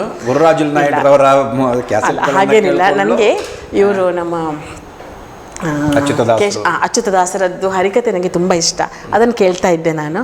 ಹಾಗಾಗಿ ಆ ರೀತಿ ಅದು ಅದೇ ಕೇಳಿಯೇ ಪಡೆದಂತ ಕೇಳಿ ಹೌದೌದು, ನಾನು ಕೇಳಿಯೇ ಪಡೆದಂಥ ಹರಿದಾಸ ಇವರು ನಮ್ಮ BC ರಾವ್ ಶಿವಪುರ ಅವ್ರದ್ದೆಲ್ಲ ಕೇಳ್ತಾ ಇದ್ದೆ. ಅವಾಗೆಲ್ಲ ಹಾಗೆ ಕೇಳಿ ನಾನೊಂದು ಹರಿಕಥೆಯನ್ನು ನಮ್ಮ ಕೊಡವೂರು ದೇವಸ್ಥಾನದ ಶ್ರೀಶಂ ವೈಭವ ಅಂತ ಹೇಳಿಕೊಂಡು ಆ ದೇವಸ್ಥಾನದ ಹರಿಕಥಾ ಕಲಾವಿದೆಯೂ ಹೌದು ಹೇಳ್ಕೊಳ್ಬೋದು. ಆದರೆ ಅಷ್ಟು ಒಂದೇ ಮಾಡಿದ್ದು, ಇನ್ನೊಂದು 2-3 ರೆಡಿ ಆಗ್ತಾ ಉಂಟು. ಭೂ ಕೈಲಾಸ ಮತ್ತು ಮಹಿಳಾ ದಿನಾಚರಣೆ, ಮಹಿಳೆಯರ ಸ್ತ್ರೀ ಶಕ್ತಿಯ ಬಗ್ಗೆ ಒಂದು ಹರಿಕಥೆಯ ಬಗ್ಗೆ ಬರೀಲಿಕ್ಕೆ. ಈ ಪ್ರದೇಶದಲ್ಲಿ ಕೊರತೆ ಇದೆ, ಹರಿಕಥಾ ಕಾಲಕ್ಷೇಪವನ್ನು ಮಾಡುವವರ ಕೊರತೆ ಇದೆ, ತಾವು ಅದನ್ನು ತುಂಬಿಸಬಲ್ಲಿರಿ. ಆದ್ರೆ ಅದು ಹರಿಕಥೆ ಮಾಡ್ಲಿಕ್ಕೆ ಬರ್ತದೆ, ಆದ್ರೆ ಅದರೊಟ್ಟಿಗೆ ಸೇರುವಂತ ಹಾಡುಗಳೆಲ್ಲ ನಾನು ಅಷ್ಟೊಂದು ಇದಿಲ್ಲ, ನಂಗೆ ಹಾಡಿನ ಬಗ್ಗೆ ಜ್ಞಾನ ಇಲ್ಲ. ಅದಕ್ಕೆ ಬೇರೆಯವರನ್ನು ಕುತ್ಕೊಸಿಟ್ಟು ಮಾಡ್ಕೊಳ್ಬೇಕು. ಸರಿ, ಅಂಚೆ ಚೀಟಿ ಸಂಗ್ರಹಣೆ. ಅಂಚೆ ಚೀಟಿ ಸಂಗ್ರಹಣೆ ನನಗೆ, ನಾನು 9ನೇ ಕ್ಲಾಸಲ್ಲಿರುವಾಗ ನನಗೆ ಅದೊಂದು ಹೇಗೆ ಬಂತು ಗೊತ್ತಿಲ್ಲ, ಒಟ್ಟು 9ನೇ ಕ್ಲಾಸಿಂದ ನಾನು ಅಂಚೆ ಚೀಟಿ ಸಂಗ್ರಹಣಾ ಹವ್ಯಾಸದಲ್ಲಿ ನನ್ನನ್ನು ತೊಡಗಿಸಿಕೊಂಡಿದ್ದೇನೆ. ಆವಾಗ ಎಲ್ಲ ನಮ್ಮ ಹತ್ರ ಹಣ ಕೊಟ್ಟು ತರುವಂತಹ ಆಗ್ತಿರಲಿಲ್ಲ. ಈಗ ಯಾವುದೆಲ್ಲ ಕಾಗದ ಎಲ್ಲ ಬರ್ತಾ ಇತ್ತಲ್ಲ, ಅದರದ್ದು ಅಂಚೆ ಚೀಟಿಗಳನ್ನು ತೆಗೆದು ಅದನ್ನು ಒಂಚೂರು ನೀರಲ್ಲಿ ಹಾಕಿ ಅದನ್ನು ಸೇಫಾಗಿ ಇಟ್ಕೊಂಡು ನಾವು ಕಲೆಕ್ಟ್ ಮಾಡ್ತಾ ಇದ್ದೆವು.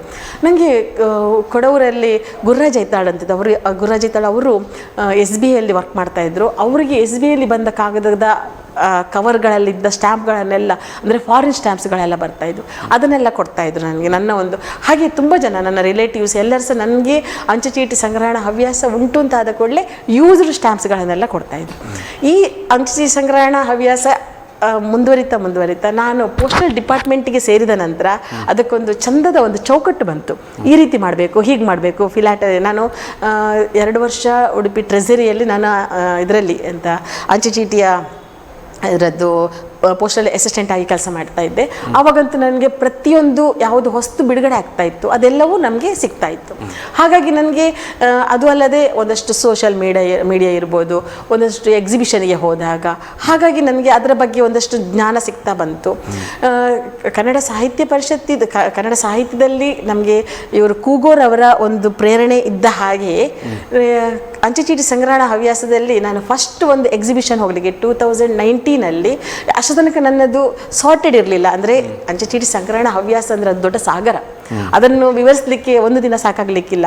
ಬಟ್ ಅದರಲ್ಲಿ ನಾವೀಗ ಏನೋ ಒಂದು ಥೀಮ್ ಹಾಗೆ ಮಾಡ್ಕೊಂಡು ಹೋಗಬೇಕು ಅಂತ ಆದಾಗ ನನಗೆ ಮುಂಜೆ ನಾಗೇಂದ್ರ ನಾಯ್ಕ್ ಅಂತ ಒಬ್ಬರು ಫಿಲಾಟಲಿಸ್ಟ್ ಇದ್ದರು. ಅವ್ರು ಹೇಳಿದರು, ನೀವು ಹೀಗೆ ಮಾಡಬೇಕು ಮೇಡಮ್, ಹೀಗೆ ಮಾಡಬೇಕು ಅಂತ ನಮಗೆ ಹೇಳಿಕೊಟ್ರು.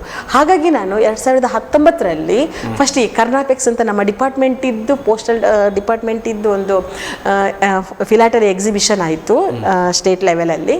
ಆವಾಗ ನಾನು ಪಾರ್ಟಿಸಿಪೇಟ್ ಮಾಡುವಾಗ ಅದರಲ್ಲಿ ನಾನು ಕನ್ನಡದಲ್ಲಿ ತುಂಬ ಆಸಕ್ತಿ ಅಲ್ಲ, ಕನ್ನಡ ಭಾಷೆಯಲ್ಲಿ.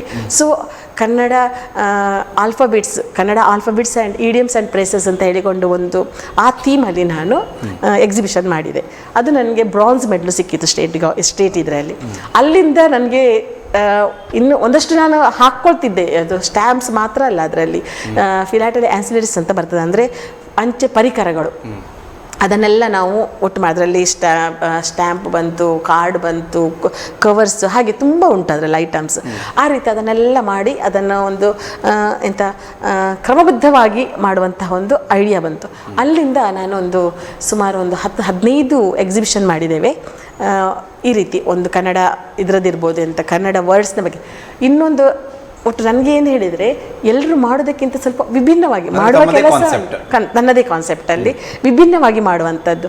ಕನ್ನಡ ವರ್ಡ್, ಕನ್ನಡದ ಈಗ ಒಂದು ಅಕ್ಷರಧಾಮಕ್ಕೆ ಒಂದು ಸ್ಟ್ಯಾಂಪ್ ಇರ್ತದೆ, ಆ ಸ್ಟ್ಯಾಂಪ್ ಇರ್ತದೆ. ಅದನ್ನು ತುಳುವಲ್ಲಿ ಏನು ಹೇಳ್ತಾರೆ ಅದಕ್ಕೆ, ಅದರದ್ದೊಂದು ವರ್ಡ್. ಅದಾದ ನಂತರ ತುಳು ಲಿಪಿಯಲ್ಲಿ ಆ ರೀತಿಯದೊಂದು ಎಕ್ಸಿಬಿಷನ್ಸ ಮಾಡಿದೆ ಮನೆಯಲ್ಲಿ. ನನ್ನ ಈ ಒಂದು ಸಂಗ್ರಹಕ್ಕೆ ಅಂತ ಹೇಳಿ ಒಂದು ಫಿಲಾಟಲಿ ಗ್ಯಾಲರಿ ಅಂತ ಮಾಡಿದ್ದೇವೆ. ಹೌದು, ಅಂದರೆ ಈಗ ಫಿಲಾಟಲಿ ತುಂಬ ಕಡಿಮೆ ಆಗಿದೆ. ನೀವು ಹೇಳಿದ ಹಾಗೆ ಜಾಸ್ತಿ ಜನ ಅದಕ್ಕೆ ಯಂಗ್ಸ್ಟರ್ಸ್ ಕಡಿಮೆ ಬರ್ತಾ ಇಲ್ಲ ಹೇಳಲಿಕ್ಕಿಲ್ಲ, ಬರ್ತಾ ಇದ್ದಾರೆ, ಬಟ್ ಹೆಚ್ಚಿನವರಿಗೆ ಫಿಲಾಟಲಿ ಅಂದರೆ ಏನಂತ ಗೊತ್ತಾಗ್ತಾ ಇಲ್ಲ. ಅದಕ್ಕೋಸ್ಕರ ಮಕ್ಕಳಿಗೆ ಆಗಲಿ ಯಾರಿಗೇ ಆಗಲಿ ಆಸಕ್ತಿ ಇದ್ದವರಿಗೆ ಅದರ ಬಗ್ಗೆ ಸಂಗ್ರಹದ ಹವ್ಯಾಸ ಕಡಿಮೆ ಅದರ ಬಗ್ಗೆ ನಾಲೆಜ್ ಕೊಡಲಿಕ್ಕೋಸ್ಕರವೇ ನಾನು ಮನೆಯಲ್ಲಿ ಫಿಲಾಟಲಿ ಗ್ಯಾಲರಿ ಅಂತ ಮಾಡಿದೆ. ಆ ಗ್ಯಾಲರಿಯಲ್ಲಿ ನಿಮಗೆ ಅದು ಯಾವುದರ ಬಗ್ಗೆ ಯಾವುದು ಏನು ಅಂತ ಹೇಳಲಿಕ್ಕೆ ಒಂದು ನಿಮಗೆ ಗೊತ್ತಾಗ್ತದೆ ಅಂತ ಹೇಳಿಕೊಂಡು ಅದರ ಬಗ್ಗೆ ವಿವರಿಸಲಿಕ್ಕೆ. ಸೊ ಹಾಗೆ ನನ್ನ ಇದೊಂದು ಬೆಳೀತಾ ಒಂದಷ್ಟು ಅವಾರ್ಡ್ಗಳೆಲ್ಲ ಬರ್ತಾ ಇನ್ನಷ್ಟು ನನ್ನ ಆಸಕ್ತಿ ಜಾಸ್ತಿ ಆಗ್ತಾ ಹೋಯಿತು. ಮೊನ್ನೆ ಲಾಸ್ಟ್ 2 ತಿಂಗಳ ಮೊದಲು ಬಾಲಿ, ಇಂಡೋನೇಷ್ಯಾದಲ್ಲಿ ಅಂತಾರಾಷ್ಟ್ರೀಯ ಪ್ರದರ್ಶನ ಇತ್ತು ಫಿಲಾಟಲಿ, ಇಂಟರ್ನ್ಯಾಷನಲ್ ಫಿಲಾಟಲಿ ಎಕ್ಸಿಬಿಷನ್ ಇತ್ತು. ಅದು ನಾನು ಕೆಲವು ಸಲ ನಾವು ಸ್ಟ್ಯಾಂಪ್ಗಳನ್ನು ಎಕ್ಸ್ಚೇಂಜ್ ಮಾಡ್ತೇವೆ, ನಮ್ಮ ಹತ್ರ ಇದ್ದ ಸ್ಟ್ಯಾಂಪ್ಗೆ ನಮಗೆ ಬೇಕಾದ ಸ್ಟ್ಯಾಂಪಿಗೆ.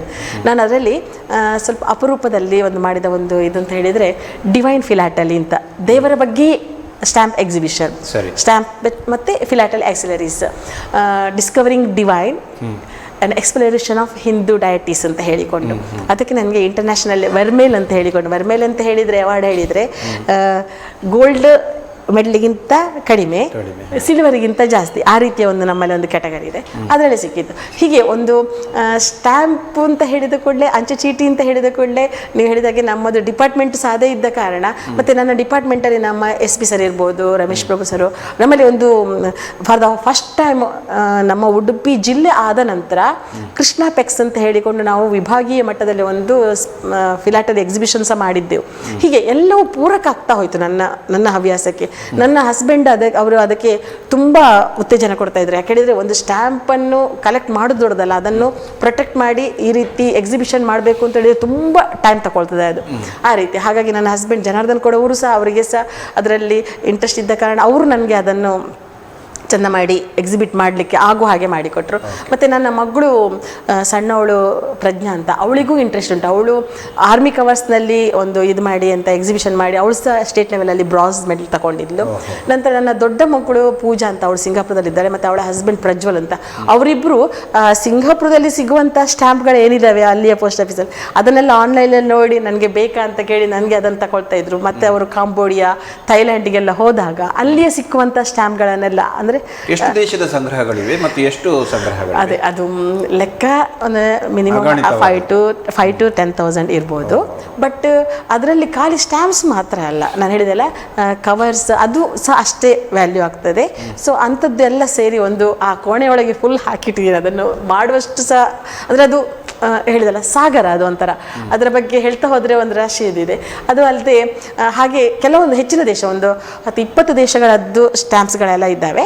ಅದು ಒಂದು ನಮ್ಮ ಥೀಮ್ ಏನಿದೆ ಅದರ ಮೇಲೆ ನಾವು ಮಾಡ್ತೀವಿ. ಈಗ special national and international days ಅಂತ ಹೇಳಿಕೊಂಡು ಅದಕ್ಕೆ ನನಗೆ ಪೂರಕವಾಗಿ ಯಾವುದೆಲ್ಲ ಬೇಕು ಅದನ್ನು ನಾನು ಕಲೆಕ್ಟ್ ಮಾಡುವಂಥದ್ದು. ಹಾಗೆ ಉದ್ದೇಶ ಏನು, ಇದರಿಂದ ಏನಾಗಬಹುದು ಸಮಾಜಕ್ಕೆ? ಈ ಅಂಚೆ ಚೀಟಿ ಸಂಗ್ರಹ ನಮ್ಮ ನಾಗರಿಕತೆಯನ್ನು ತಿಳಿಸುವಂತ ಪ್ರಯತ್ನ ಖಂಡಿತವಾಗಿಯೂ.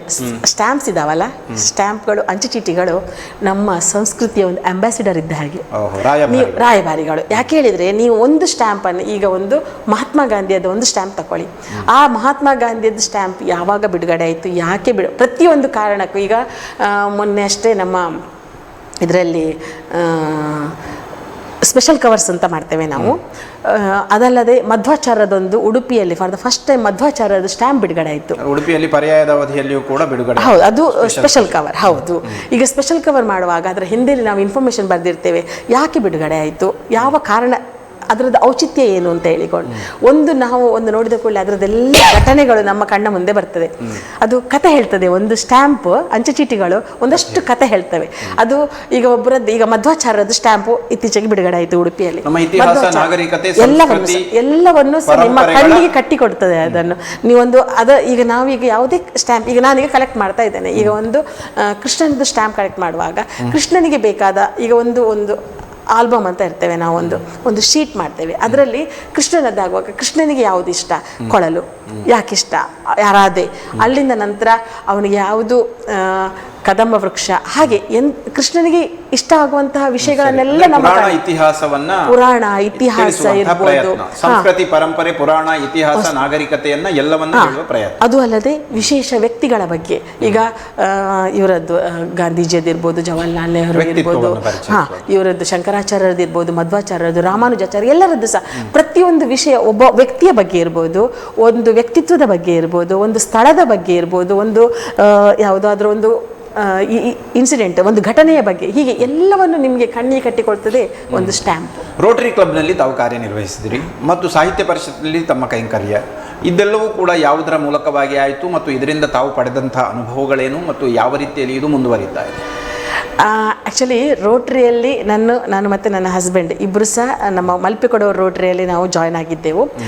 ಆವಾಗ ನಾನು ಅಧ್ಯಕ್ಷ ಆಗಿದ್ದೆ, ನನ್ನ ಹಸ್ಬೆಂಡ್ ಸೆಕ್ರೆಟರಿ ಆಗಿದ್ದರು. ನಾನು ಝೋನಲ್ ಲೆಫ್ಟಿನೆಂಟ್ ಆಗಿದ್ದೆ. ಆವಾಗ ಸಹ ಅವರು ನನಗೆ ಒಳ್ಳೆ ಸಪೋರ್ಟ್ ಮಾಡಿದರು. ನಮ್ಮ ಅಲ್ಲಿಯದ್ದು ಒಂದು ಪರಿಸರವೇ ಹಾಗೆ ಇತ್ತು, ಒಂದಷ್ಟು ಸಮಾಜ ಸೇವೆಯನ್ನು ಮಾಡಬೇಕು. ಯಾಕೆ ಹೇಳಿದರೆ ಕೊಡವೂರು ಸಣ್ಣ ಗ್ರಾಮ, ಆದರೆ ಅಲ್ಲಿ ಸಾಹಿತ್ಯ ಆಗಲೇ ಹೇಳಿದಾಗೆ ಸಾಹಿತ್ಯವಾಗಿ, ಸಾಂಸ್ಕೃತಿಕವಾಗಿ, ಧಾರ್ಮಿಕವಾಗಿ ಎಲ್ಲ ಒಳ್ಳೆಯ ಜನರಿದ್ದರು, ವಾತಾವರಣವೇ ಸೃಷ್ಟಿ ಇತ್ತು.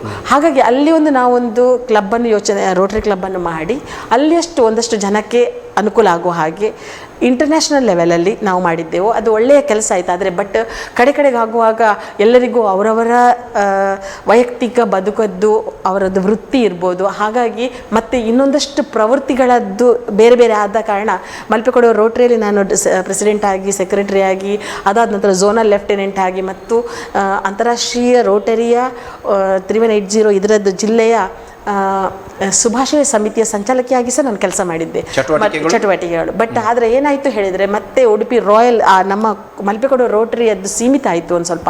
ಅದಕ್ಕೆ ಬರುವವರು ಕಡಿಮೆ ಆಯಿತು.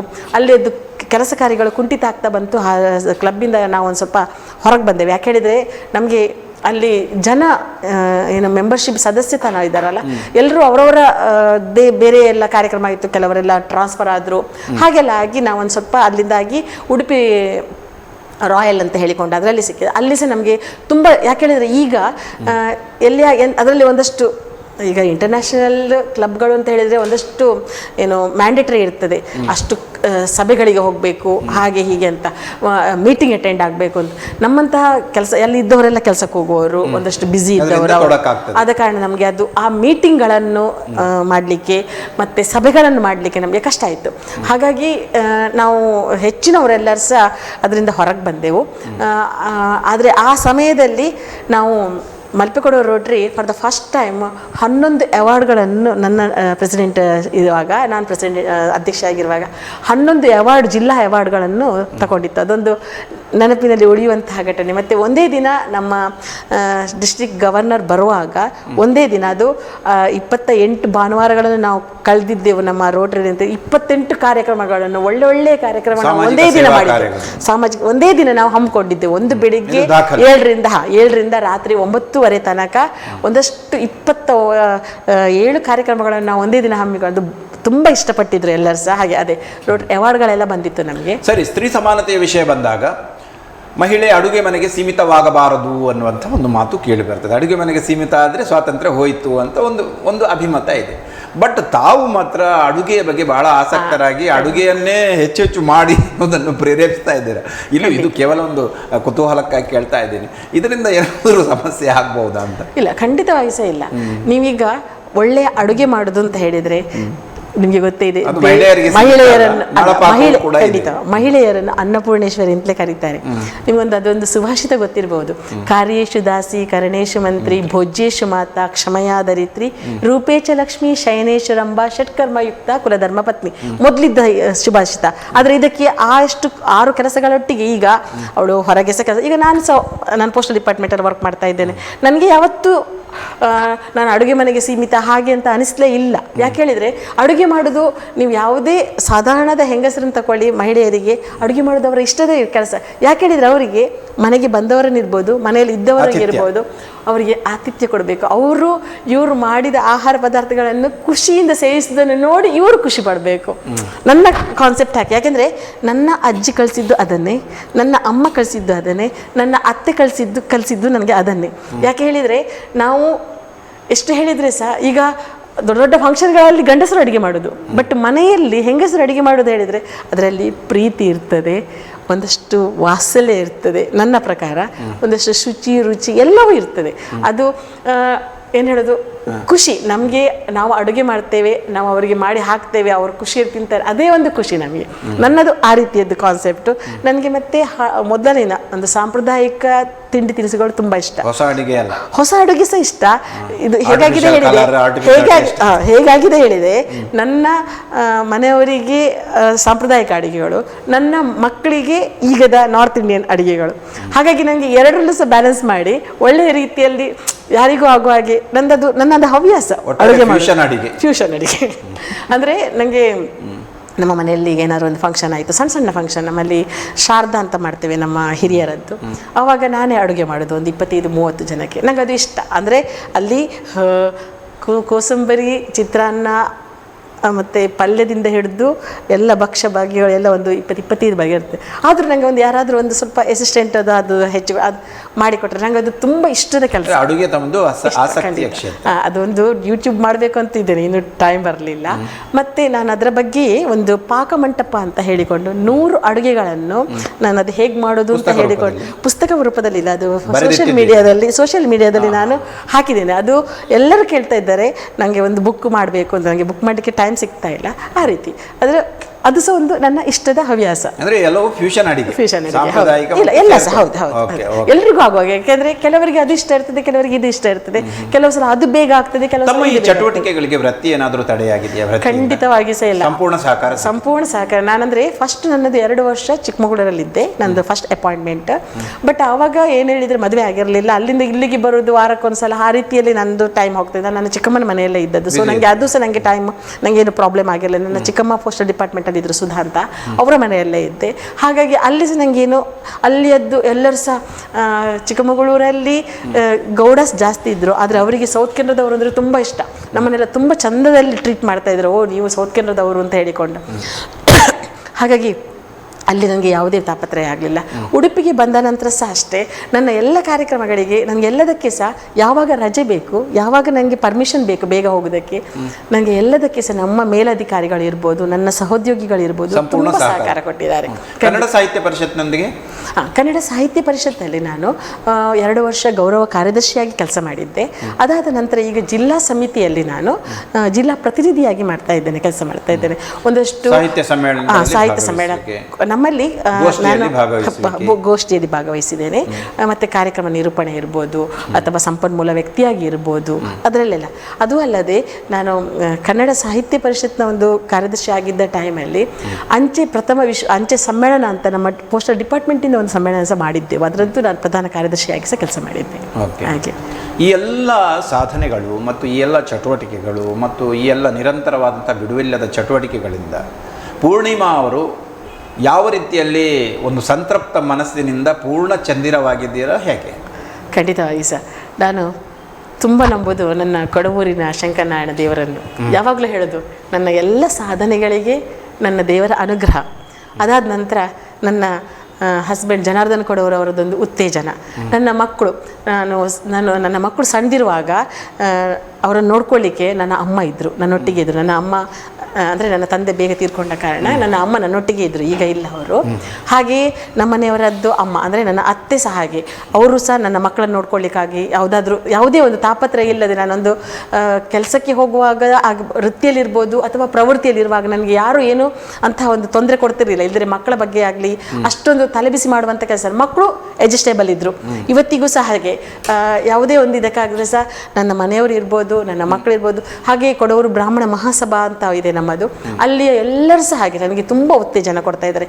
ಅದು ಅಲ್ಲದೆ ಕನ್ನಡ ಸಾಹಿತ್ಯ ಪರಿಷತ್ತಿನ ಎಲ್ಲ ಮೆಂಬರ್ಸ್ ಇರ್ಬೋದು, ಸಂಸ್ಕೃತಿ ವಿಶ್ವ ಪ್ರತಿಷ್ಠಾನದ್ದು ಇರ್ಬೋದು, ಅದು ಅಲ್ಲದೆ ನನ್ನ ಸಹೋದ್ಯೋಗಿಗಳು ಮತ್ತು ನನ್ನ ಮೇಲಧಿಕಾರಿಗಳು ಎಲ್ಲರೂ ಸಪೋರ್ಟ್. ಒಂದು ರೀತಿಯಲ್ಲಿ ಸವಾಲುಗಳನ್ನು ಎದುರಿಸಲಿಲ್ವಾ? ಯಾಕಂದ್ರೆ ಮಹಿಳೆ ಸಾಧನೆಗೆ ಹೊರಟಾಗ ಸವಾಲುಗಳು ಎದುರಾಗ್ತವೆ ಅಂತಾರೆ, ತಾವು ಸವಾಲುಗಳನ್ನು ಎದುರಿಸಿ ಎಲ್ಲ ಸಹಕಾರ ಸಿಕ್ಕಿದೆ. ನನಗೆ ಹೇಗೆ ಅಂತ ಹೇಳಿದ್ರೆ, ನನಗೆ ಏನಾದರೂ ಸಿಗ್ತದೆ ಅಂತ ಆದರೆ ಅದಕ್ಕೆ ಮಾತ್ರ ನಾನು ಹೋಗೋದು. ಇಲ್ಲ ಅಲ್ಲಿ ಕಾಂಪ್ಲಿಕೇಶನ್ಸ್ ಇದ್ರೆ ಅಂತ ನಾನು ಸೀದಾ ಹಿಂದೆ ಬರ್ತಾ ಇದ್ದೆ. ನನಗೆ ಅಗತ್ಯ ಇಲ್ಲ. ಯಾಕೆಂತ ಹೇಳಿದರೆ ಬೇಕಾದಷ್ಟು ಈಗ ಪ್ರಪಂಚ ದೊಡ್ಡದಿದೆ, ಅವಕಾಶಗಳು ತುಂಬ ಇದ್ದಾವೆ. ಹಾಗೆ ಇರುವಾಗ ನಾವು ಯಾಕೆ ಕಾಂಪ್ಲಿಕೇಶನ್ಸ್ ಮಾಡ್ಕೊಳ್ಬೇಕು ಅಂತ. ಗಳಿಸಿದ್ದೇನು ಇದರಿಂದ? ತುಂಬ ಜನರ ಪ್ರೀತಿ ಗಳಿಸಿದ್ದೇನೆ, ವಿಶ್ವಾಸ ಗಳಿಸಿದ್ದೇನೆ, ಹೆಸರು ಗಳಿಸಿದ್ದೇನೆ. ಎಲ್ಲಕ್ಕಿಂತ ಜಾಸ್ತಿ I am fully satisfied with my life. Award ತಮ್ಮನ್ನ ಇಲ್ಲ, ಅವಾರ್ಡ್ ಅಂತ ಹೇಳಿದರೆ ಅಷ್ಟೊಂದು ದೊಡ್ಡ ವಿಷಯಗಳೇನಿಲ್ಲ. ಮಾಡ್ತಾ ಇದೆಯಾ ತಮ್ಮನ್ನು ಮತ್ತಷ್ಟು? ಖಂಡಿತ, ಅದು ಮಾತ್ರ ಖಂಡಿತವಾಗಿ. ಯಾಕೆಂತ ಹೇಳಿದರೆ ಒಂದೇ ಒಂದು ಯಾವುದಾದ್ರೂ ಒಂದು ಅವಾರ್ಡ್ ಸಿಕ್ಕಿದ ಕೂಡಲೇ ಅದರ ಹಿಂದೆ, ಈಗ ನಮ್ಮದು ಮೊನ್ನೆ ಶಂಕರನಾರಾಯಣ ಅನುಗ್ರಹ ಪ್ರಶಸ್ತಿ ಸಿಕ್ಕಿತ್ತು. ಆವಾಗ ನಾನು ನನ್ನ ದೇವರಿಗೆ ಇನ್ನೂ ನಾನು ಋಣಿಯಾಗಿರಬೇಕು ಅಂತ ಅನಿಸ್ತದೆ. ಖಂಡಿತ ಜಿಲ್ಲಾ ರಾಜ್ಯೋತ್ಸವ ಪ್ರಶಸ್ತಿ ಸಮಾಜಕ್ಕೆ ಅದು ಸಮಷ್ಟಿಯಲ್ಲಿ ಸಿಕ್ಕಿದ್ದು ನನಗೆ. ಸಮಾಜಕ್ಕೆ ನಾನು ಇನ್ನೂ ಏನಾದರೂ ಕೊಡಬೇಕು, ಯಾಕೆ ಹೇಳಿದರೆ ನಾನು ನನ್ನ ಜವಾಬ್ದಾರಿ ಇನ್ನೂ ಜಾಸ್ತಿ ಆಗಿದೆ ಅಂತ ಅನಿಸ್ತದೆ. ಈಗ ಸ್ಟ್ಯಾಂಪಲ್ಲಿ ಸಹ ಇಂಟರ್ನ್ಯಾಷನಲ್ ಅವಾರ್ಡ್ ಬಂದ ಕೂಡ ಅದನ್ನು ಬಿಟ್ಬಿಡುವ ಹಾಗೆ ಜವಾಬ್ದಾರಿ ಇನ್ನೂ ಜಾಸ್ತಿ ನಾನು ಅದರ ಬಗ್ಗೆ ನಾನು ಇದು ಮಾಡಬೇಕು, ಮೋಟಿವೇಟ್ ಆಗಬೇಕು, ಬೇರೆಯವರನ್ನು ಮೋಟಿವೇಶನ್ ಕೊಡಬೇಕು, ಈಗದ ಯಂಗ್ಸ್ಟರ್ಗಳಂತ ಆ ರೀತಿ ಒಂದಷ್ಟು ನಮ್ಮ ಇದು ಎಂತ ದಾರಿ ಇನ್ನೂ ಸಹ ಇದಾಗ್ತಾ ಉಂಟು. ಸ್ವರ್ಣ ಸಂಚಿಕೆಯ ಸಂಪಾದಕಿಯಾಗಿ ತಮ್ಮನ್ನೇ ಯಾಕೆ ಸಂಪರ್ಕಿಸ್ತಾರೆ? ಸ್ಮರಣ ಸಂಚಿಕೆ ಕೊಡವೂರು ಶ್ರೀಶಂ ವೈಭವ ಅಂತ ಮೊದಲ ನನ್ನ ಸ್ಮರಣ ಸಂಚಿಕೆ ಕೊಡವೂರು ದೇವಸ್ಥಾನದ ಬಗ್ಗೆ, ಬ್ರಹ್ಮಕಲಶೋತ್ಸವ ಮತ್ತು ಜೀರ್ಣೋದ್ಧಾರದ, ಅದು ತುಂಬ ಜನರು ಇಷ್ಟಪಟ್ಟರು. ಅದರಲ್ಲಿ ಅಂದರೆ ನಾನು ಎಲ್ಲ ವಿಷಯಗಳನ್ನು ಅದರಲ್ಲಿ ಹಾಕಿದ್ದೆ, ತುಂಬ ಇಷ್ಟಪಟ್ಟರು. ಅದಾದ ನಂತರ ರಜತ ಸ್ಮೃತಿ ಅಂತ ಹೇಳಿಕೊಂಡು ಬ್ರಾಹ್ಮಣ ಮಹಾಸಭಾದ 25ನೇ ವರ್ಷದಕ್ಕೆ ಅದು ಸಹ ತುಂಬ ಜನ ಇಷ್ಟಪಟ್ಟರು. ಅದು ಯಾಕೆ ಅಂತ ಗೊತ್ತಿದೆ. ಅದಕ್ಕಿಂತ ಜಾಸ್ತಿ ನನಗೆ ತುಂಬ ಇಷ್ಟ ಇದು ಎಲ್ಲ ದೇವತಾ ಕಾರ್ಯ ಇರ್ಬೋದು. ಸಿಲ್ವರ್ ಸ್ಟೆತ್ ಅಂತ ಹೇಳಿಕೊಂಡು ಉಡುಪಿಯ ಪ್ರತಿಷ್ಠಿತ ಗಾಂಧಿ ಆಸ್ಪತ್ರೆಯ ಒಂದು 25ನೇ ವರ್ಷಕ್ಕೆ ನನಗೆ ರಜತ ಇದು ಸಿಲ್ವರ್ ಸ್ಟೆತ್ ಅಂತ ಹೇಳಿಕೊಂಡು ಒಂದು ಸ್ಮರಣ ಸಂಚಿಕೆ ಮಾಡುವ ಒಂದು ಅವಕಾಶ ಸಿಕ್ಕಿತ್ತು. ಅದೊಂದು ನಂದು ಅಲ್ಲಿಯದ್ದು ಇವರು ಗಾಂಧಿ ಆಸ್ಪತ್ರೆ ಹರಿಶ್ಚಂದ್ರ ಡಾಕ್ಟರ್ ಇದ್ದಾರಲ್ಲ, ಅದರದ್ದು ಪ್ರವರ್ತಕರು, ಅವರು ನನಗೆ ಅದನ್ನು ಕೊಟ್ಟಾಗ ನನಗೆ ಸ್ವಲ್ಪ ಹೆದರಿಕೆ ಆಯಿತು. ಇಷ್ಟು ದೊಡ್ಡ ಕೆಲಸವನ್ನು ಮಾಡಿ ಅದು ಇಷ್ಟು ದಪ್ಪ ಇದೆ, ಇಷ್ಟು ದೊಡ್ಡ ಕೆಲಸ ಮಾಡಲಿಕ್ಕೆ ಆಗ್ತದೆ ಅಂತ. ಆದರೆ ಅದಕ್ಕೆ ಸರಿಯಾಗಿ ಅವರು ಎಲ್ಲ ವಿವರಗಳನ್ನು ಪೂರಕವಾಗಿ ಕೊಟ್ಟು ಅದು ತುಂಬ ಜನ ಇಷ್ಟಪಟ್ಟರು ಆ ರೀತಿ. ಮತ್ತು ಅದು 3 ಸಿಗ್ನೇಚರ್ ವರ್ಕ್ ಅಂತ ಹೇಳ್ಬೋದು ನಾನು. ಅದು ಓಕೆ. ಮುಂದಿನ ಯೋಜನೆಗಳು ಮತ್ತು ಕುಟುಂಬದವರ ಸಹಕಾರ? ಅದೇ ನಮ್ಮನೆಯವರು ತೆಗೆದ ಅವರು ಒಂದಷ್ಟು ಅವರ ಫೋಟೋಗ್ರಫಿಗಳು, ಛಾಯಾಚಿತ್ರಗಳು ಅವಾರ್ಡ್ ಪಡ್ಕೊಂಡಿದ್ದಾವೆ. ಆ ಪ್ರಶಸ್ತಿ ಬಂದ ಛಾಯಾಚಿತ್ರಗಳಿಗೆ ಹೆಚ್ಚಿನವುಗಳಿಗೆ ನಾನು ಕತೆ ಬರೆಯುವ ಅಂತ ಒಂದು ಆಸೆ ಇದೆ. ಅದಾದ ನಂತರ ನನ್ನ ಮೆಚ್ಚಿನ ಹವ್ಯಾಸ ಅಡುಗೆ, ಅದರ ಬಗ್ಗೆ ಹೌದು, ಅದರ ಬಗ್ಗೆ ಒಂದು ಪುಸ್ತಕ ಬರೀಲಿಕ್ಕಿದೆ. ಪಾಕತಜ್ಞೆ ಅಂತ ಅಲ್ಲ, ಯಾರಿಗೆ ಸಹ ನಾನು ಏನಾದರೂ ಒಂದು ಬಡಿಸಿದಾಗ ಅವರು ಖುಷಿಯಲ್ಲಿ ಊಟ ಮಾಡಬೇಕು, ಅವರು ಖುಷಿ ಪಡಬೇಕು, ಅದನ್ನೊಂದು ಆ ರೀತಿಯದ್ದೊಂದು ಅದರ ಬಗ್ಗೆ ಒಂದು ಪುಸ್ತಕ ಬರೀಬೇಕು ಅಂತ ಇದೆ. ಅದಾದ ನಂತರ ಒಂದು ಯೂಟ್ಯೂಬ್ ಚಾನಲ್ ಮಾಡಬೇಕು ಅಂತ ಇದೆ. ಅದಾದ ನಂತರ ಪ್ರವಾಸ, ನನಗೆ ಅದೇ ಈಗ ಹೇಳಿದಾಗೆ ಒಂದಷ್ಟು ದೇಶಗಳನ್ನು ಒಂದಷ್ಟು ಪ್ರದೇಶಗಳನ್ನು ಸುತ್ತಿದ್ದೇನೆ, ಕೆಲವು ಸುತ್ತಿದೆ, ಅದರ ಬಗ್ಗೆ ಬರಿಬೇಕು, ಪ್ರವಾಸ ಕಥೆಗಳನ್ನು. ಹೌದು. ನಂತರ ಅದೇ ಸಣ್ಣ ಒಂದಷ್ಟು ಕವನಗಳ ಸಂಗ್ರಹ ಇದೆ, ಅದರದ್ದು ಅದಕ್ಕೊಂದಷ್ಟು ಚಿತ್ರದ ಹಾಗೆ ಮಾಡಿ ಅದರ ಬಗ್ಗೆ ಒಂದಷ್ಟು ಪುಸ್ತಕವನ್ನು ಇದು ಮಾಡಬೇಕು ಅಂತ. ಸರಿ, ವಿಶ್ವ ಮಹಿಳಾ ದಿನಾಚರಣೆಯನ್ನು ಯಾವ ರೀತಿಯಲ್ಲಿ ಆಚರಿಸ್ಕೊಳ್ತೀರಿ ನಾಡದ್ದು? ವಿಶ್ವ ಮಹಿಳಾ ದಿನಾಚರಣೆ ಈ ಸಲ ಸಂಡೆ ಬಂದಿದೆ, ಭಾನುವಾರ ಬಂದಿದೆ, ಹೆಚ್ಚು ಸಂಭ್ರಮ. ಹೌದು. ಎಲ್ಲಿಯಾದರೂ ಕಾರ್ಯಕ್ರಮ ಇದ್ದರೆ ಕರೆದ್ರೆ ಹೋಗುದು, ನೋಡುದು, ಒಂದಷ್ಟು ಪುಸ್ತಕಗಳನ್ನು ಓದು, ನಿತ್ಯ ಇದ್ದದ್ದೇ ಅದು. ಆ ರೀತಿ ಒಂದು ಸಂಭ್ರಮಿಸುವುದು ಅಷ್ಟೇ. ಎಲ್ಲರೂ ಸಂಭ್ರಮಿಸಿದ ಹಾಗೆ ನಾವು ಸಹ ಒಂದು ಸಂಭ್ರಮಿಸುವುದು. ಮಹಿಳಾ ದಿನಾಚರಣೆ ಶುಭಾಶಯಗಳನ್ನು ಕವನದ ಮೂಲಕ ಯಾವ ರೀತಿಯಲ್ಲಿ ಹೆಚ್ಚಿಸ್ತೀರಿ ಮತ್ತು ಮಹಿಳೆಯರಿಗೆ ತಮ್ಮ ಕಿವಿಮಾತು ಸಂದೇಶ ಏನು? ಕೊನೆಯದಾಗಿ ಮಹಿಳೆಯರಿಗೆ ಕಿವಿಮಾತು ಅಂತ ಹೇಳಲಿಕ್ಕೆ ಎಂಥದ್ದು ಇಲ್ಲ, ಯಾಕೆಂದ್ರೆ ಮಹಿಳೆಯರು ಕ್ಷೇತ್ರದಲ್ಲಿ ತೊಡಗಿಸಿಕೊಳ್ಬೇಕು, ಮುಂದೆ ಬರಬೇಕು ಅಂತ ಆಸೆ ಇದೆಯಲ್ಲ. ಹೆಚ್ಚಿನ ಮಹಿಳೆಯರಿಗೆ ನಾನು ನೋಡ್ತೇನೆ, ಎಲ್ಲರೂ ಒಂದಲ್ಲ ಒಂದು ರೀತಿಯಲ್ಲಿ ಅವರು ಸಾಧಕರೇ. ಅಂದರೆ ಮನೆ ನೋಡ್ಕೊಂಡ ಕೂಡಲೇ ಮನೆ ನೋಡ್ತಾ ಇದ್ದಾರೆ ಅಷ್ಟೇ ಅಂತ ಅಲ್ಲ, ಆ ಮನೆಯನ್ನು ಅವರು ನಿಭಾಯಿಸುವ ರೀತಿ ಇರ್ಬೋದು, ಮಕ್ಕಳನ್ನು, ಮನೆಯವರನ್ನು ಎಲ್ಲ ನೀವು ಯಾರನ್ನೇ ನೋಡಿ ಅವರು ಸಮಾಜವಾಹಿನಿಯಲ್ಲಿ ಸಾಮಾಜಿಕವಾಗಿ ಅವರು ಮುಂದೆ ಇರಲಿಕ್ಕಿಲ್ಲ, ಆದರೆ ಅವರು ಮನೆಯಲ್ಲಿ ಅವರು ಅದಷ್ಟು ಚಂದ ಮಾಡಿ ಕಸಗುಡಿಸಿ ವರ್ಷದಿಂದ ಹಿಡಿದು ಅಡುಗೆ ಮಾಡಿ. ಮಹಿಳೆ ಒಬ್ಬಳು ಸಮರ್ಥಕವಾಗಿ ಏಕಕಾಲದಲ್ಲಿ 2 ಕೆಲಸಗಳನ್ನು ನಿರ್ವಹಿಸುವ 2 ಅಲ್ಲ, ಅವರು ವೈಜ್ಞಾನಿಕ ಅಧ್ಯಯನ ಅಷ್ಟೇ. ಅವಳಿಗೆ ನೀವು ಯಾವುದೇ ಕೆಲಸ ಕೊಡಿ ಅವಳು ಮಾಡ್ತಾಳೆ, ನನ್ನ ಪ್ರಕಾರ ನಾನು ಎನಿಸೋದು. ಯಾಕೆ ಹೇಳಿದ್ರೆ ಒಬ್ಬಳ ಮಹಿಳೆಗೆ ನೀವು ಇದು ಮಾಡ್ತಿ, ನೀನು ಮಾಡು ಅಂತ ಹೇಳಿ ಅವಳಿಗೆ ಪೂರಕ ವಾತಾವರಣ ಬೇಕು. ಅವಳಿಗೆ ಅದನ್ನು ಮಾಡುವ ಒಂದು ಬಲವಾದ ಆಕಾಂಕ್ಷೆ ಇರಬೇಕು. ಇನ್ನೊಂದು, ಆಕೆಗೆ ಮನೆಯಲ್ಲಿ ಸಪೋರ್ಟ್ ಇರಬೇಕು. ಮತ್ತೊಂದು, ಆಕೆಗೆ ಸಮಾಜ ಅದಕ್ಕೆ ಸಪೋರ್ಟ್ ಮಾಡಬೇಕು. ಹಾಗಿದ್ದಾಗ ಖಂಡಿತವಾಗಿ ಮಹಿಳೆ ಎಲ್ಲವನ್ನೂ ಮಾಡ್ಬೋದು. ಅವಳಿಗೆ ಯಾವತ್ತೂ ಕೂಡ ನಾವು ಅಧೀರೆ ಅಬಲಳು ಅಂತ ಎಣಿಸಬಾರದು, ಖಂಡಿತ. ಆದರೆ ಎಣಿಸ್ಲಿಕ್ಕಿಲ್ಲ.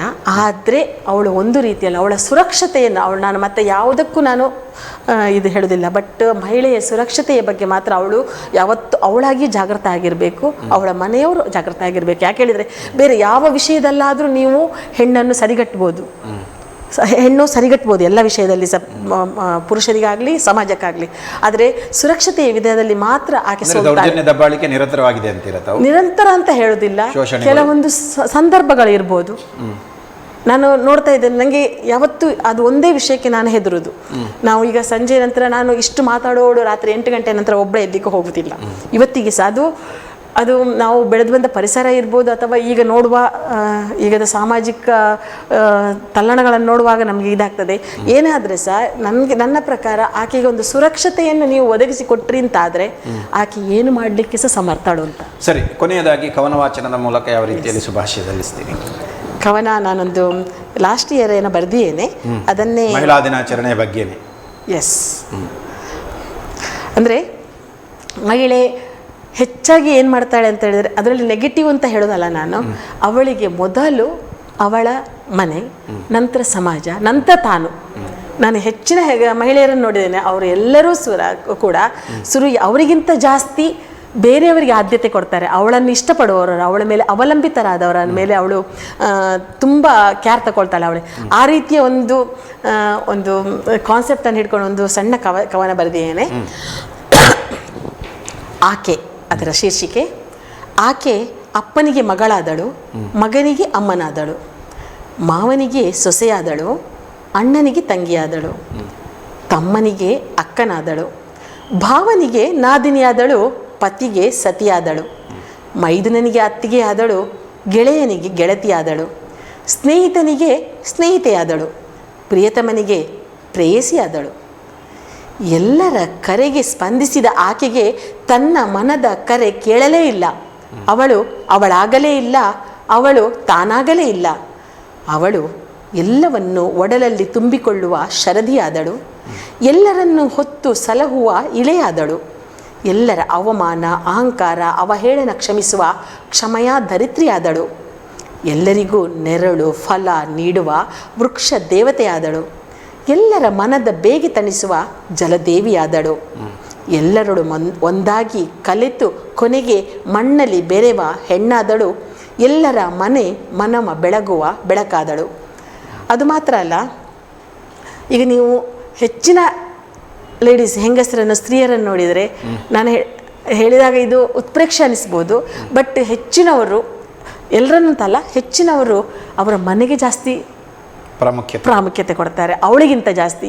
ಸುರಿಗೆ, ಈಗ ನಮ್ಮ ಮನೆಯಲ್ಲಿ, ಯಾರ ಮನೆಯಲ್ಲೇ ಆಗಲಿ, ಎಲ್ಲಿಯಾದರೂ ಮಾಡಿದ್ದು ಕಡಿಮೆ ಆದರೆ ಅವಳು ಉಪವಾಸ ಇರ್ತಾಳೆ, ಮಾಡಿದ್ದು ಜಾಸ್ತಿ ಆದರೆ ಅವಳೇ ತಿಂದ್ಕೊಂಡ್ಬಿಡ್ತಾಳೆ. ಆ ರೀತಿಯ ಇದು ಭಾರತೀಯ ಹೆಣ್ಣು ಮಕ್ಕಳದ್ದೊಂದು ವಿಶೇಷತೆ ಅಂತ ಹೇಳ್ಬೋದು. ಇನ್ನೂ ಒಂದು ಕವಿತೆ ಬೇಕಾದರೆ ಹೇಳೋದಾದರೆ ಹೇಳ್ತೇನೆ. ಮನೆ ದೀಪ ಅಂತ. ಹೆಣ್ಣಿಗೂ ಹಣತೆಗೂ ಇದೆ ಒಂದಷ್ಟು ಸಾಮ್ಯತೆ, ಹಾಗೆಂದೇ ಕಟ್ಟಲಾಗಿದೆ ಕೆಲವು ಕತೆ, ಹುಟ್ಟಿದೆ ಹಲವು ಕವಿತೆ. ಹಗಲು ಸರಿದು ಇರುಳು ಕವಿದರು ಜಗವ ಬೆಳಗುತ್ತಲಿದೆ ಸಾಲು ಸಾಲು ಹಡತೆ. ಸಿರಿತನ ಮುಗಿದು ಬಡತನ ಕಾಲಿರಿಸಿದರೂ ಮನೆಯ ಬೆಳಗುತ್ತದೆ ಹೆಣ್ಣಿನ ವಾತ್ಸಲ್ಯ ಮಮತೆ. ಬತ್ತಿ ಎಣ್ಣೆಯೊಳು ಹದವಾಗಿ ಬೆರೆತು ತಾನುರಿದು ಬೆಳಕ ಹರಿಸುತ್ತಿಹಳು ದೀಪಲಕ್ಷ್ಮಿ. ತನ್ನತನ ಮರೆತು ಜೀವನ ಸಂಘರ್ಷದೊಳು ಕಲೆತು ಗ್ರಹವ ಕಟ್ಟುವಳು ಗೃಹಲಕ್ಷ್ಮಿ. ನೋಯದಿರಲಿ ಹೆಣ್ಣಿನ ಮನ, ಅದುವೇ ಅವಳಿಗೆ ದೊಡ್ಡ ಸನ್ಮಾನ. ಆರದಿರಲಿ ಎಂದಿಗೂ ಮನೆಯ ದೀಪ, ನಗುತ್ತಾ ಬೆಳಗುತ್ತಲಿರಲಿ ಬದುಕಿನ ದಾರಿದೀಪ. ಅಂದರೆ ಸಮಾಜ ಮಾತ್ರ ಅಲ್ಲ, ಮನೆಯವರು ಅವಳಿಗೆ ಒಂದು ರೀತಿ ಸಪೋರ್ಟ್ ಮಾಡಿದರೆ ಖಂಡಿತವಾಗಿಯೂ ಅವಳು ಒಂದಷ್ಟು ಸಾಧನೆಯೂ ಮಾಡ್ತಾಳೆ, ಮನೆಯನ್ನು ಚಂದವಾಗಿ ನೋಡ್ಕೊಳ್ತಾಳೆ, ರಾಷ್ಟ್ರದ ಉನ್ನತಿಗೂ ಕಾರಣ ಆಗ್ತಾಳೆ ಅಂತ ನನ್ನ ಅನಿಸಿಕೆ. ಸರಿ, ಕಾರ್ಯಕ್ರಮದಲ್ಲಿ ಭಾಗವಹಿಸಿದ್ದೀರಾ. ಕವನ ವಾಚನದ ಮೂಲಕ ಮಹಿಳೆಯರಿಗೆ ಮನರಂಜನೆಯ ಜೊತೆಗೆ ಕೆಲವೊಂದು ಸಂದೇಶವನ್ನು ಕೂಡ ಕೊಟ್ಟಿದ್ದೀರಾ. ಮಹಿಳೆ ಎಂದಿಗೂ ಕೂಡ ಪೂಜನೀಯಳು ಅನ್ನುವುದನ್ನು ಒತ್ತಿ ಒತ್ತಿ ಹೇಳಿದ್ದೀರಾ. ತಮ್ಮ ಸಾಧನೆ, ಚಟುವಟಿಕೆಗಳು ಹಾಗೂ ಮುಂದಿನ ಯೋಜನೆಗಳಿಗೆ ಶುಭವಾಗಲಿ ಮತ್ತು ಕಾರ್ಯಕ್ರಮದಲ್ಲಿ ಭಾಗವಹಿಸಿದ್ದಕ್ಕಾಗಿ ತಮಗೆ ಅಭಿನಂದನೆಗಳು. ನಮಸ್ಕಾರ.